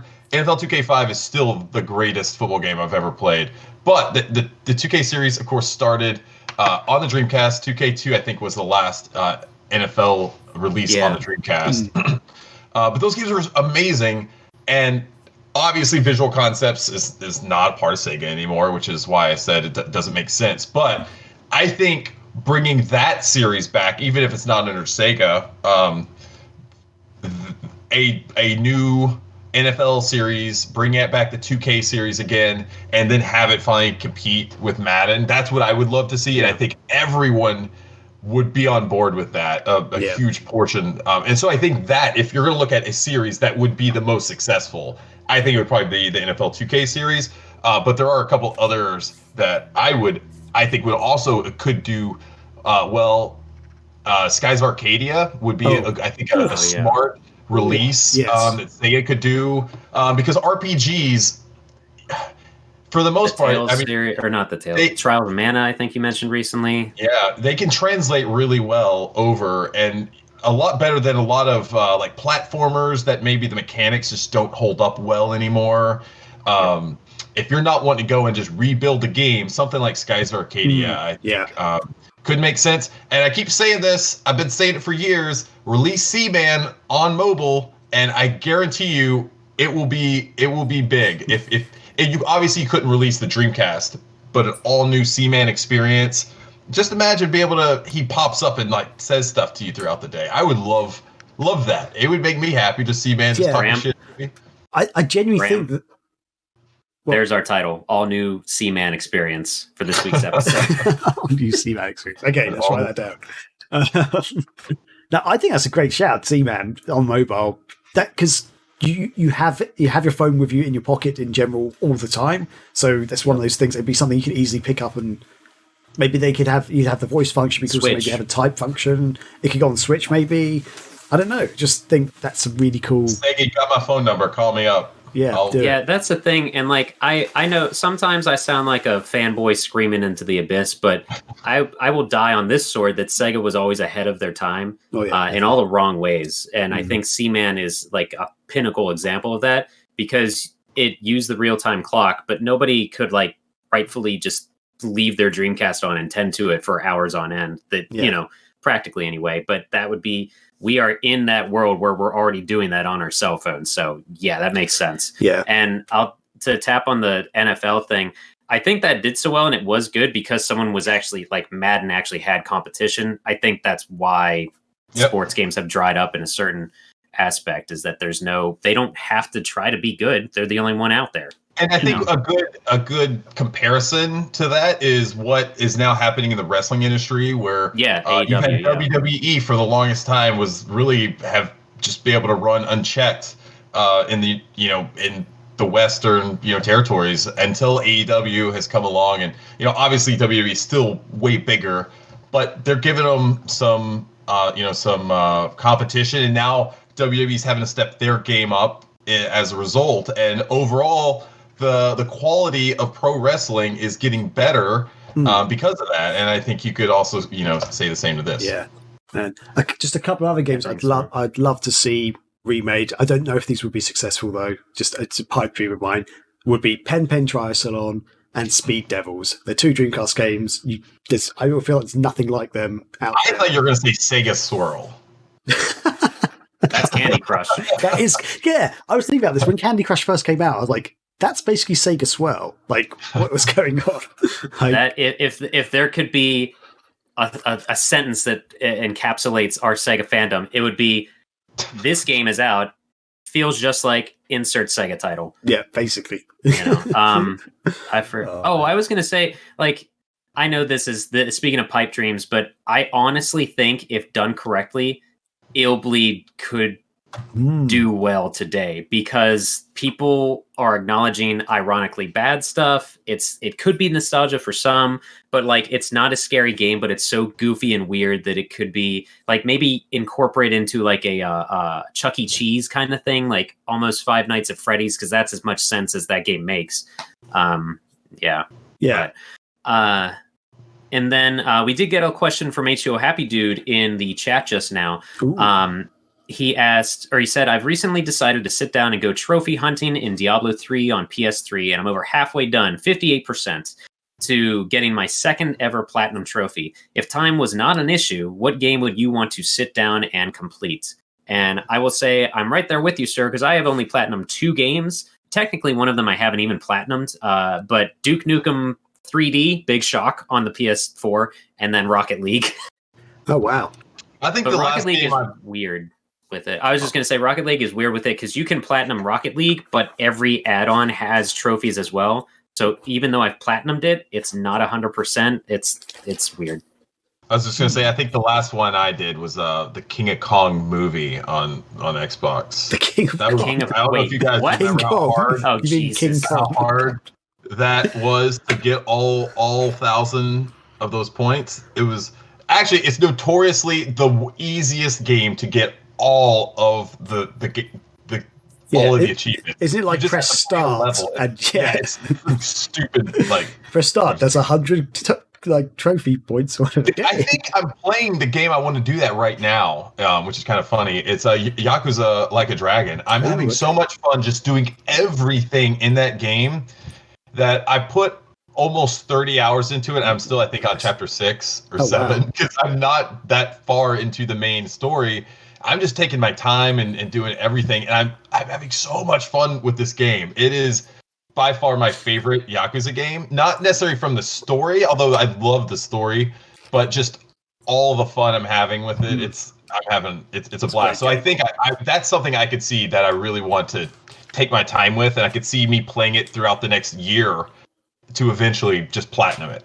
Yeah. I think for me, two games that come to mind would be the Shenmue HD remasters. I'd love to just sit down and spend all the time in the world doing those. And, the other one would be Skyrim and maybe Oblivion. Because, I mean, I've already sunk so many hours into those games, but yeah, those are games that I just freaking love. So happily. Yeah. I don't know why I've actually never done that with Skyrim, because I feel like it's a game I should have done by now. Like the amount of times I've played that game. I kind of encountered that with Fallout 3 because I started it on PS3 and was playing a lot of it, but then that game came out just before trophies, and then you had to do an update, but you would lose your save state. So I probably could have done it with Fallout 3, but like I would have had to restart and like do certain things that I didn't bother with. But two games do come to mind that I did start to try to 100%. One of them was Portal 2. But that one kind of became running around in circles because there was one achievement that you had to like do something with someone on your friends list that was brand new for them. And somehow it helped them. It was a weird backwards thing that didn't make sense. So theoretically, everyone that I would play that game, I would have to basically make friends with someone randomly to get this thing. Yeah. And I was like, I don't know if I'm playing this for the right reasons at that point. Yeah. And but Portal 2, and then another one was Left 4 Dead 2, which I played the shit out of that game. And this was when me and all my friends were kind of all working in GameStop and retail. And we made it a point to like almost every night, we thought like, let's get this achievement for going through the campaign on hard mode, And so we would log in like after we all got done with work and end up playing till like 3 a.m. But it was so difficult. And that game, but we finally did it. We got, I lagged out, didn't I? You're good. Yeah. It's okay. Right. Yeah, you froze for a few seconds. It's okay. But so like we would play that game so much, and we did eventually get through the campaign on hard mode, but there's a survival mode where that changes it for anyone that's played Left 4 Dead recently at all. When you've got hordes and stuff coming at you, your teammates they're illuminated. So in survival mode, that doesn't happen. You can't tell the difference between your teammates and the zombies, so it's just hopeless to try to not hit them or shoot them in all the chaos. So it was fun, but it was genuinely one of the most stressful experiences I've had with a video game, trying to like actually work together and stuff. But so I would probably complete those two games. I would 100% both of those, I'd say. And I real quick, Chris, you initially said King of Kong. Did I? Instead of King Kong? You did. Okay. And so I thought would love to play that too. I thought you were bringing up the fact that at one point Xbox had you getting achievements for like watching movies and stuff, because I do remember that was a thing briefly. Only on the HD DVD versions. Oh, was it? That's a joke. I was kidding. I don't know. That would make sense. It would. No, I was the official King Kong movie, the game. I think it was what it was called. Yeah. It was the one based on Peter Jackson. Peter Jackson, yeah, right, with Jack Black in it. And it was just it was super easy. You could just get 1,000. And the game itself was very easy too. You could just not very hard. That one, and I remember one of the Avatar Airbender games was another easy 1,000. Oh, really? Ooh. Pointer, yeah. Maybe I should pick up some of these games and just boost up my scores a little bit. Don't go down that hole again, dude. It's 2008 all over again. You don't want to be a Chivo hunter. That's the easiest way, I'll say this, the easiest way to do it if you want to get stuff is like the daily achievement stuff. There's like daily tasks that you could go in, and it's like play a Game Pass game or something, and just stuff like that. That's a quick way to rack up points and gamer score and other stuff like that. Yeah, to be honest, I I don't remember- care. I don't care about achievements. I know. We're better. We have lives. That's it. Yeah. I mean, we have stuff to do, but I don't know if this goes on a tangent, but there's one thing I hate about achievements. It's stopped game companies from putting cheats and stuff into their games. And games used to have fun cheats in them, like Big Head Mode or drive as a horse in Daytona, for example. And you don't have that anymore. You don't have all this fun stuff that you used to be able to get. So that's so screw achievements. Microsoft just ruined it. I think what did it for me was I did want to try to do it in the last Twisted Metal game that was released because I love I love car combat games, and so the last one that came out on PS3, the self-titled, I was like, I play the hell out of this game. I could platinum this, whatever. One of the trophies, no joke, was essentially to it was called like Be the Best or something real plain and simple, but it was like acquire the top ranking in the world rankings for most kills in multiplayer, blah, blah, blah, yada, yada. So I'm like, it didn't say this verbatim, but I'm like, you literally are saying one of the trophies is to be the top ranking person in this game, like in the world. I'm not going to try to do that. So, yeah. Yeah, that's Anyway. a bit too bad. Tried it, though. What's that? I said, but what if no one ever tried it? Well, the network is down now, so you can't even do it anymore. You could have been a legend. There you go. There we go. Could have been a legend. Oh well. Speaking Anyway. of legends, is that going to do it I think that'll do for it. the mail sack? All right, that was the mail sack. Awesome. Nice. So with that, we will be moving on to our feature discussion this week.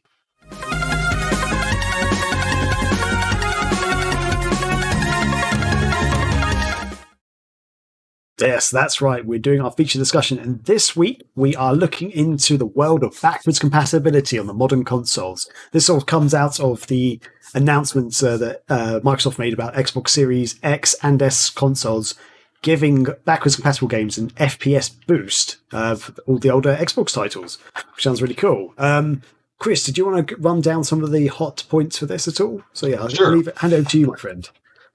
Yeah, this kind of came out of nowhere earlier this past week, but you're right, Greg. I think it does bring up something that we could talk about, but specifically to the new FPS boost. It sounds like some sort of cheap tagline that you'd see on some new piece Blast of processor hardware that you buy, at some computer store in the mid '90s. FPS boost.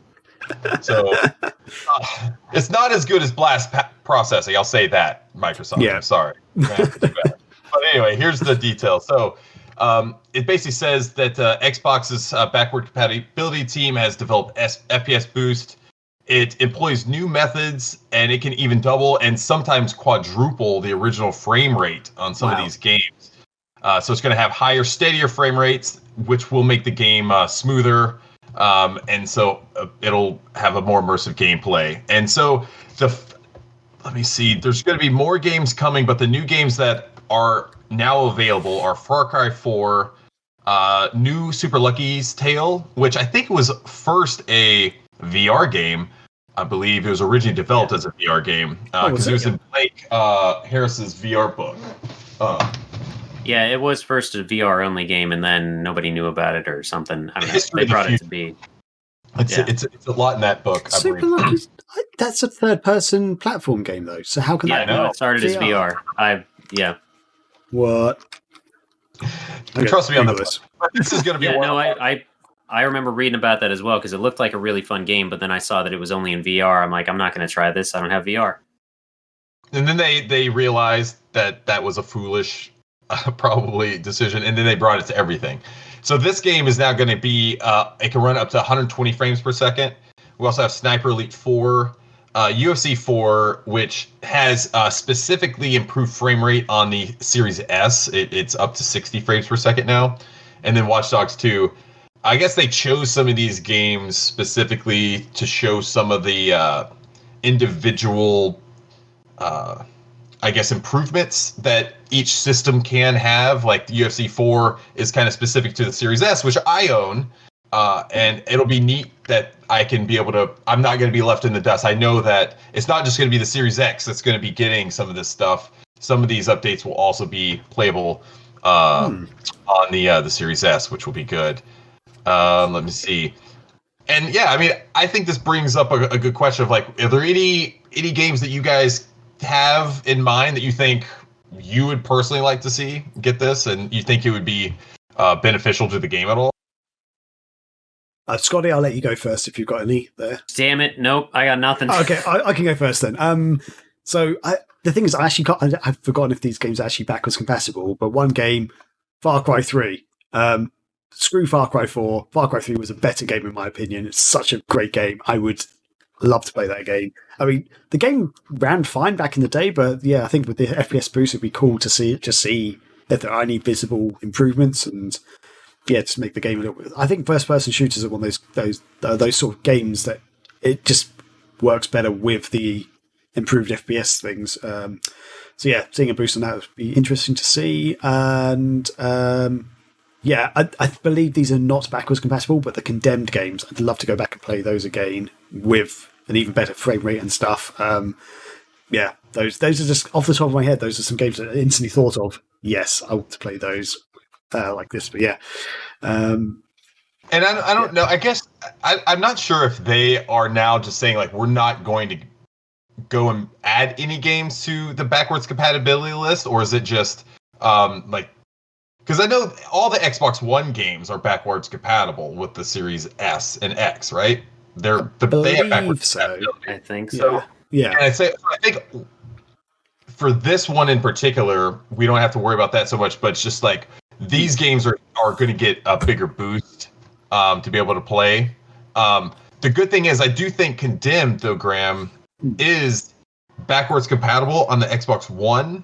Oh, okay. So in theory, wouldn't that then be able to be played on a Series S or X? I guess, in theory, I guess. Oh, actually, yeah. Wait, I'm on the Microsoft website that is compatible on Xbox One and Xbox X and S.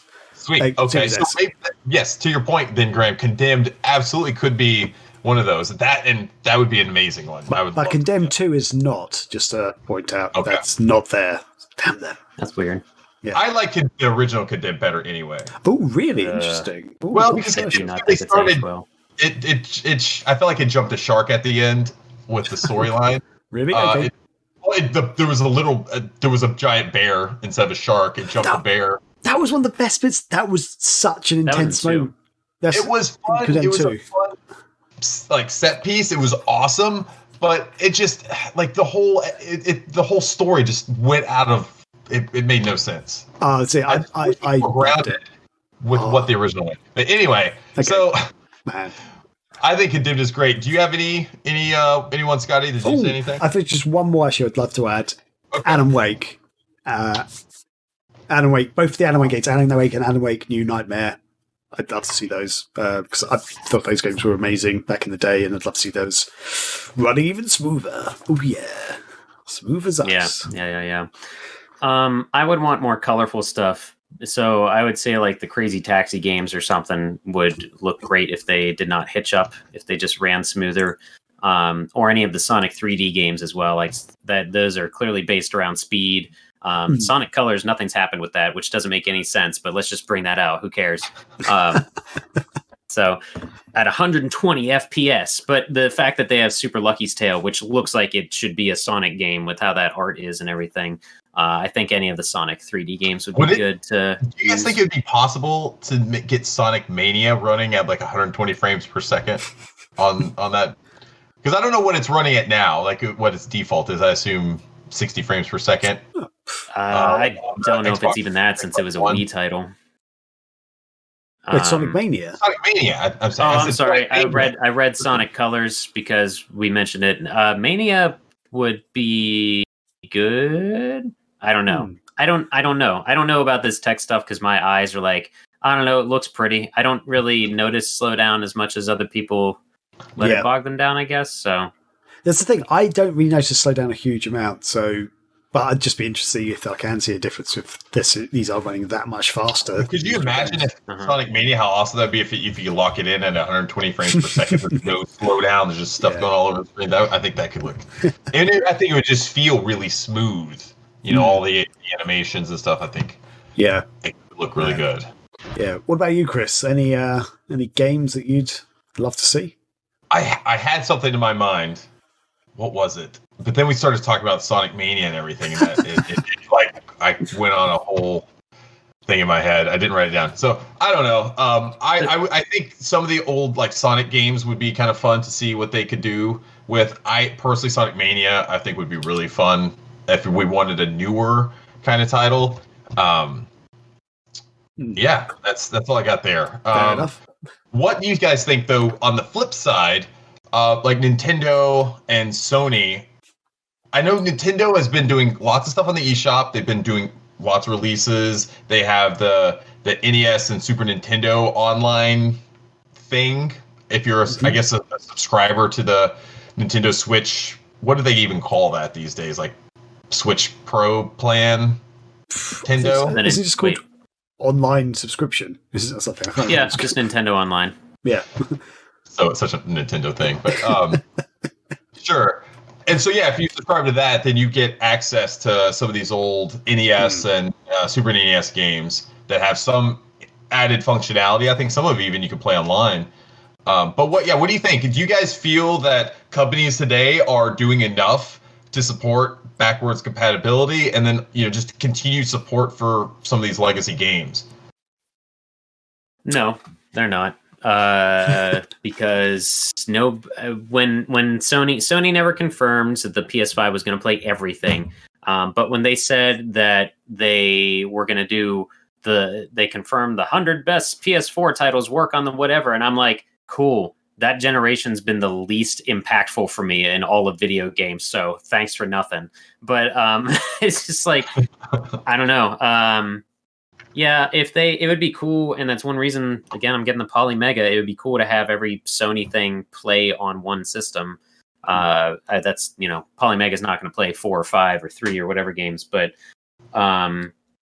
yeah, I feel like companies have slacked off. Nintendo's been the worst with it because they do. It drives me nuts because their online service is awesome. Like one night, Corey and I for Thursday Night Throwdown, we just went through some co-op stuff and the Nintendo Online stuff and like played through some Super Nintendo games that it's just, you can just play it co-op. You can just play it online with your friends. Like just do that. They didn't add anything graphically or cheat modes or whatever. You can just play it online. Yeah, so.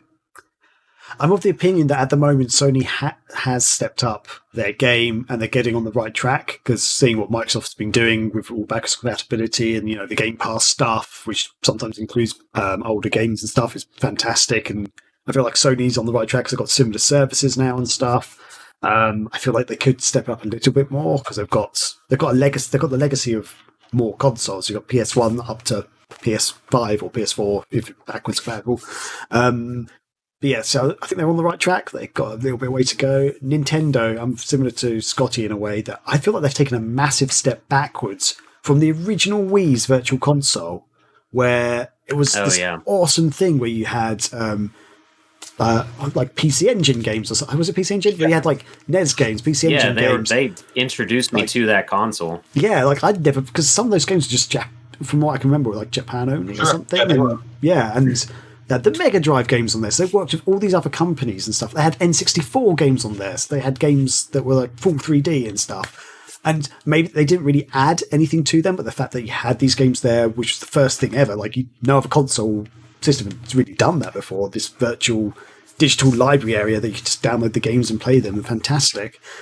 And then just through the generations, it seems to have all faded away. And yes, they've got the NES and Super NES games on Switch. Do you know what? I've played 2 or 3 of those games since I've had the service. I use that service just to play online on the Switch now, which isn't even that great anyway. Like, I barely use them. Those are 2 consoles that are really easy to emulate. I've played loads of the games back in the day, but you can easily emulate it. There's some emulators that can actually play online as well. I think the online bit is really cool. Scotty said that's so cool. You can jump on an old Super Nintendo game and play multiplayer. But I feel like, how awesome would it be if the Switch could start playing, I know Chris hates it, but N64 games or GameCube games, for example. I know the Wii may be a bit tricky because of all motion control, so I'm not sure how well the Switch that will translate on Switch or anything, but some Wii U games maybe as well. Like, it's awesome to see other stuff appearing there, not these really old systems that I think great, but I'm not sure everyone really wants that. Right. And I think one of the things, I think the existence of the Polymega is a physical manifestation of the console manufacturers screwing up legacy and backwards compatibility over the years. What it should be is every fucking new system, they should have that stuff like ingrained in the get-go. Like you should be able to, Nintendo should have built upon Virtual Console rather than just like with each new system they come out with, they just redo the whole thing. Yeah. And there's no consistency from it. It makes having to activate your licenses and everything a mess. They need to find just a simplified way to present these games and to carry your libraries from one generation to the other. And I think Microsoft is getting it, and you're seeing more of that. But the Polymega exists because the console manufacturers haven't done it to a degree that is good enough for the average consumer. And I'm a big supporter on the Polymega for a long time, and I think that is going to be the answer if the company can get to the finish line. Yeah. And I feel like Nintendo has been shooting themselves in the foot a little bit with the fact that, I mean, it's working well for them, I will admit, but like I think in the long run it's not going to work out so well maybe, because what they're doing on the Switch especially, they seem to be re-releasing a lot of these older games like at basically full price with like no tweaks to them at all. They might have slightly better visuals, like the Mario Collection, where you had Mario 64, Mario Sunshine, Mario Galaxy. Great games, but yeah, there's like nothing new to them. There's like no online multiplayer or anything cool like that. There was like, as you complained as well, like Scotty, like when it first released, Mario 64 is still in the 4:3 screen. They could have easily made that 60:9. They've just announced Zelda Skyward Sword is coming out as well. It's like they're just rehashing these old games, releasing them for full retail price, and it's like, I mean, to be honest, I thought Skyward Sword was a massive letdown for a Zelda game myself. Oh, everybody did. And like even Mario Kart 8, one of the most successful Switch games, was a port of a Wii U game. It wasn't made for the Switch, whereas they're not really doing anything. That's the frustrating thing. So yeah, I think you're right, Chris. I think in the long run, like with Microsoft, they're still paving the way for the backwards compatibility stuff. I think they've done a really good job. Which is hilarious. Yeah, because they have the smallest backwards era library out of anyone. Yeah, exactly. That's if I were them, though, I would be trying to like get other libraries, and I think that could be a way to continue to build maybe Game Pass. Could you imagine they're like, we secured GoldenEye, baby, like PC Engine or something, like in PC Engine is coming to Game Pass, stuff like that, like older. I think if Polymega hits it big and they strike something special, like when they finally release this thing, I think at that point you might see some genuine shifts with Sony and Microsoft, and not Nintendo, but you might see them because Nintendo, it's like they exist in a vacuum, and they do their thing. Outside of that, anything could be happening. They have no idea. I think Sony and Microsoft have a better eye on the actual, like the heartbeat of the industry. But I was one other thing to tag on it to Nintendo. They had this market sealed with the DS as well, because the DS played Game Boy Advance games and Game Boy games.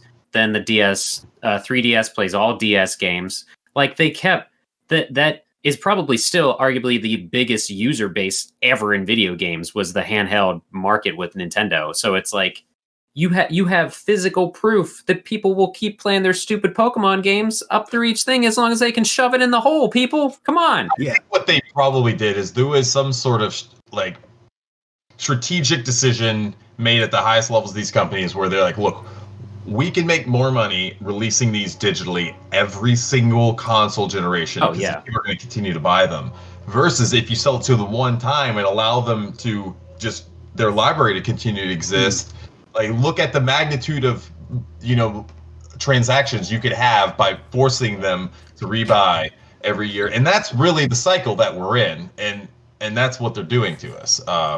Yeah, but there's going to come a point that some people are just like, I own this. I've still got the old console. I don't need to rebuy this game. Like it's. Did you buy any of the Sonic 3D games on the 3DS? On the Sonic 3. You know, they have two released the Sonic games. They released Sonic 1 and Sonic 2 on the. Oh yeah, I did that to review the games for the website. So okay. You did it to review, so I'm not going to give you too much shit, but it was just going to be funny. The point was that you bought Sonic again, and you probably bought Sonic like 15 times. Like, how many times have you? I do own Sonic many times on different systems. Partly sometimes because it's part of the collections, though. You know, Sega released all those Mega Drive collections, and I'm like, this has got some great games on it. I'm going to get them because I want to play those other games. I don't need to play Sonic again, but it's there. I think the point is it shows that like companies can keep releasing the same game with a small, minute improvement, and it will get us to buy those games again. Because that's the habit we're in. I guess that is a thing, but yeah, I'm wondering if that bubble is going to burst at any time. I hope it does. It should. Yeah, as a consumer, it absolutely should. Yeah, because I feel like it makes more sense for Microsoft's case, like releasing the next iteration of console, but all those great games you just bought in the last era, you can still play them. Keep those games. Keep playing them. You know, I was going to make a funny joke of who rebuys games and hold up every copy of Resident Evil 2 I have, but I can't find any of them over there right now except for my one on Gamecom. Man. But so, because there is the thing that like some companies have been re-releasing games but upgrading them visually, like the recent Resident Evil remakes and stuff, like 2 and 3, because that is almost like a whole new experience, like even for people who've played the original games. Yes. So things like that I'm totally cool with. You know, that's freaking awesome. Or if it's a very rare game that's hard to get hold of, like for example, if they remade Panzer Dragoon Saga, I think most of the Sega world would go and buy that game because it's so hard to get, it's so expensive. Right. But yeah, with Polymega, it's going to be interesting to see what they do, especially if they get an online store and stuff. They told me that firsthand at E3 is that that's their plan. Yeah, and what they also plan on doing, it's going to be so awesome, is they're continuing to work and add compatibility, and they're creating just new software releases. So you're going to be able to go on, they'll sell something, maybe like a Sega Saturn emulator, and you'll just go and buy it for $10. It'll download and add the functionality, and then now you can just pop in any of your Saturn or Sega Saturn games, and they'll just work. That'd be so cool. Yeah. Man. Imagine if like Microsoft or Sony were like, hey, yeah, we could do the same thing. Yeah. Man. Well, I wonder if like one of the big companies would buy the Polymega, like buy it out and be like, yeah, this is now our retro system or something. But it probably wouldn't happen. I don't know how that. Yeah, I can't imagine the red tape within that. So. Yeah, that's fair. I mean, let a company like EA do it. But it would we got nothing to worry about because the Intellivision Amico is going to be here before we know it. Yes. Good news, everybody. Oh man, I still can't believe that's a thing. I've never even heard of it until like last week. That's like, what? It got pushed back again. Oh no. Oh, yeah. Man. I think that one Sega game on it. The talk on the backwards compatibility though. Yeah. I was just going to say, I think that was a really interesting idea that, I can't remember, was it Chris had about if say if Microsoft started, or Sony or whoever started introducing other companies, like if they started getting more Sega games or something, or like arcade games or other platforms, like if they were introducing those, that would be a very interesting thing to see. Like see if that does make a bigger shift in the gaming world at all. Yeah, it's a weird idea because like it's not a. You can't directly translate it to other industries like you can with because Microsoft is releasing games on its own platform, but also these game makers that own a lot of these old games are still releasing it on those own consoles too. So to be able to make something like that happen, there's a reason why it probably hasn't right now, I guess. Well, but it would take a lot. But I think it's not impossible. But that is what Nintendo did with the Virtual Console originally with the Wii. They had to use other platforms. That's true. Nintendo didn't own them, but they were still doing it. They talked to Sega, they talked to I don't know how the PC Engine people, whoever. I can't remember what company who made that is. NEC? Is it NEC? Yeah. And yeah, just the various companies, and they got some great games on there, which were really awesome. So yeah. Was there anything to add? Sorry. Oh, sorry, Chris. What was that? I just said, don't throw your weeds away. Don't throw your... Yeah, I haven't tried out my Wii, but I wonder if my Wii still works. Well... Only you can tell us that, Graham. Yeah. That probably came out so wrong. Damn you, Nintendo. Only if- 12 years later, that joke's still funny. Time to check up on your C-Man. Yep. Oh, I think that's a good. that's a good jumping off point, I think. Brilliant. So, okay, with that, I guess we'll wrap up that section. We'll also wrap up the show. So, yes, Scotty, I don't know if you want to go ahead and queue up a person Yeah, I'll to find raid. someone to raid. Keep talking. Cool. Yep, Scotty, Chris, have you got any site or magazine, website announcements or anything like that going on? We have a review being posted tomorrow on the Sonic the Hedgehog curry that Diego he did, and it's really funny. He has photos of himself eating it. It's hilarious. Okay. So that's going to go live. So when they hear this, I assume it will already be live. So go check out the website. We have some really cool content that just got posted this week. We have several reviews of some games that Anti-Chris did, and just a bunch of good content all around. So yeah, go check it out. Sonic Curry. Yeah. Yeah. Also check out the news article about the rare arcade machine that was just found dumped in a field in the UK and Ireland. That's so crazy. And go up there. Right? What are you doing? Why aren't you there right now getting it? It's an island. I can't travel.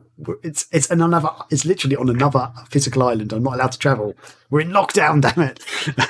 But this is the thing. So anyone who actually fans of the show, I just really very quickly want to mention this.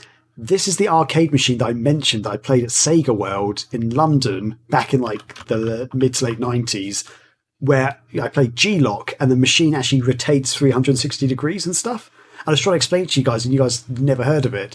This is the thing that was found in a field. So I do know of G-Lock. I don't know what. I don't even remember the conversation. What'd be really weird is that was the exact same G-Lock that you played. That would be amazing. Still have like a bogey of mine I picked off and put on there or something. I don't know. I'm sure that they could, if you delve deep, I bet they found out where that unit was actually located, and I'd be interested. Yeah, I think they did mention it was actually from an old arcade in Ireland, but yeah, because it was like one of the cabinets. There's a few G-Lock cabinets and stuff, but this was one that they only had 2 games made for it or something. But the whole machine literally moved around. So yeah, I was trying to explain it to you guys, but I think you guys have never seen that arcade cabinet before, even if you've heard of the game. But yeah, it was just amazing. That I was like, no one's heard of this, and it's something that's like on the internet. It's become like a big thing, like and viral and stuff. So anyway, check it out. So yeah, Scotty's got a concentration face on there. I don't know if I should interrupt. I should interrupt him as he's I'm still trying to find somebody playing. I found someone playing the new Castle of Illusions. If we want to go with that. Yeah, that's an illusion game. Well, Castle Illusion, great game. Yeah, but yeah, when you, I don't know if you can distract Scotty, but if there's anything else you want to shout out about for the. We streamed a lot. We got Phantasy Star always happening, retro stuff always happening. I might take another stab at the Crime Wave this week. If we can get it off the ground, we're definitely going to do frickin' Rock and Roll Racing on Thursday Night Throwdown. But other than that, just keep an eye on our Twitter. And I'll also say to hop into our Discord if you are new here. That link is in the chat right now. That's where you can see when we're going live, when everything's happening. Most recently, we did do Sonic and All-Star Racing Transform. That is a monthly game now, so we try to get people in playing with us for that. And that's really it on the Twitch end right now. Yeah, perfect. Yeah, and if you want to follow us on social media, we're on Instagram, we're at Megavisions, on Twitter and Facebook, it's at MegaVisionsMag. megavisionsmag.com for our main website. We're also on Patreon if you want to support the actual magazine. We've got physical and digital magazine. And also we've got some fun YouTube videos on youtube.com/Megavision. So yeah, cool. And I think that will do it for the show. So thanks everyone for watching. Yeah, we're going to raid Disney Contigo. Disney Contigo, fantastic. Thanks everyone for watching. Thanks for listening. Be excellent to each other. Stick around and hang out with some Disney peeps. See ya.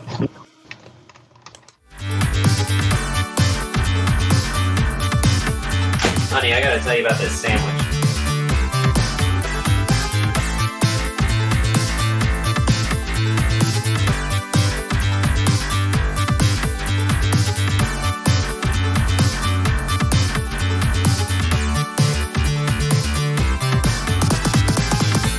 It's all me, baby.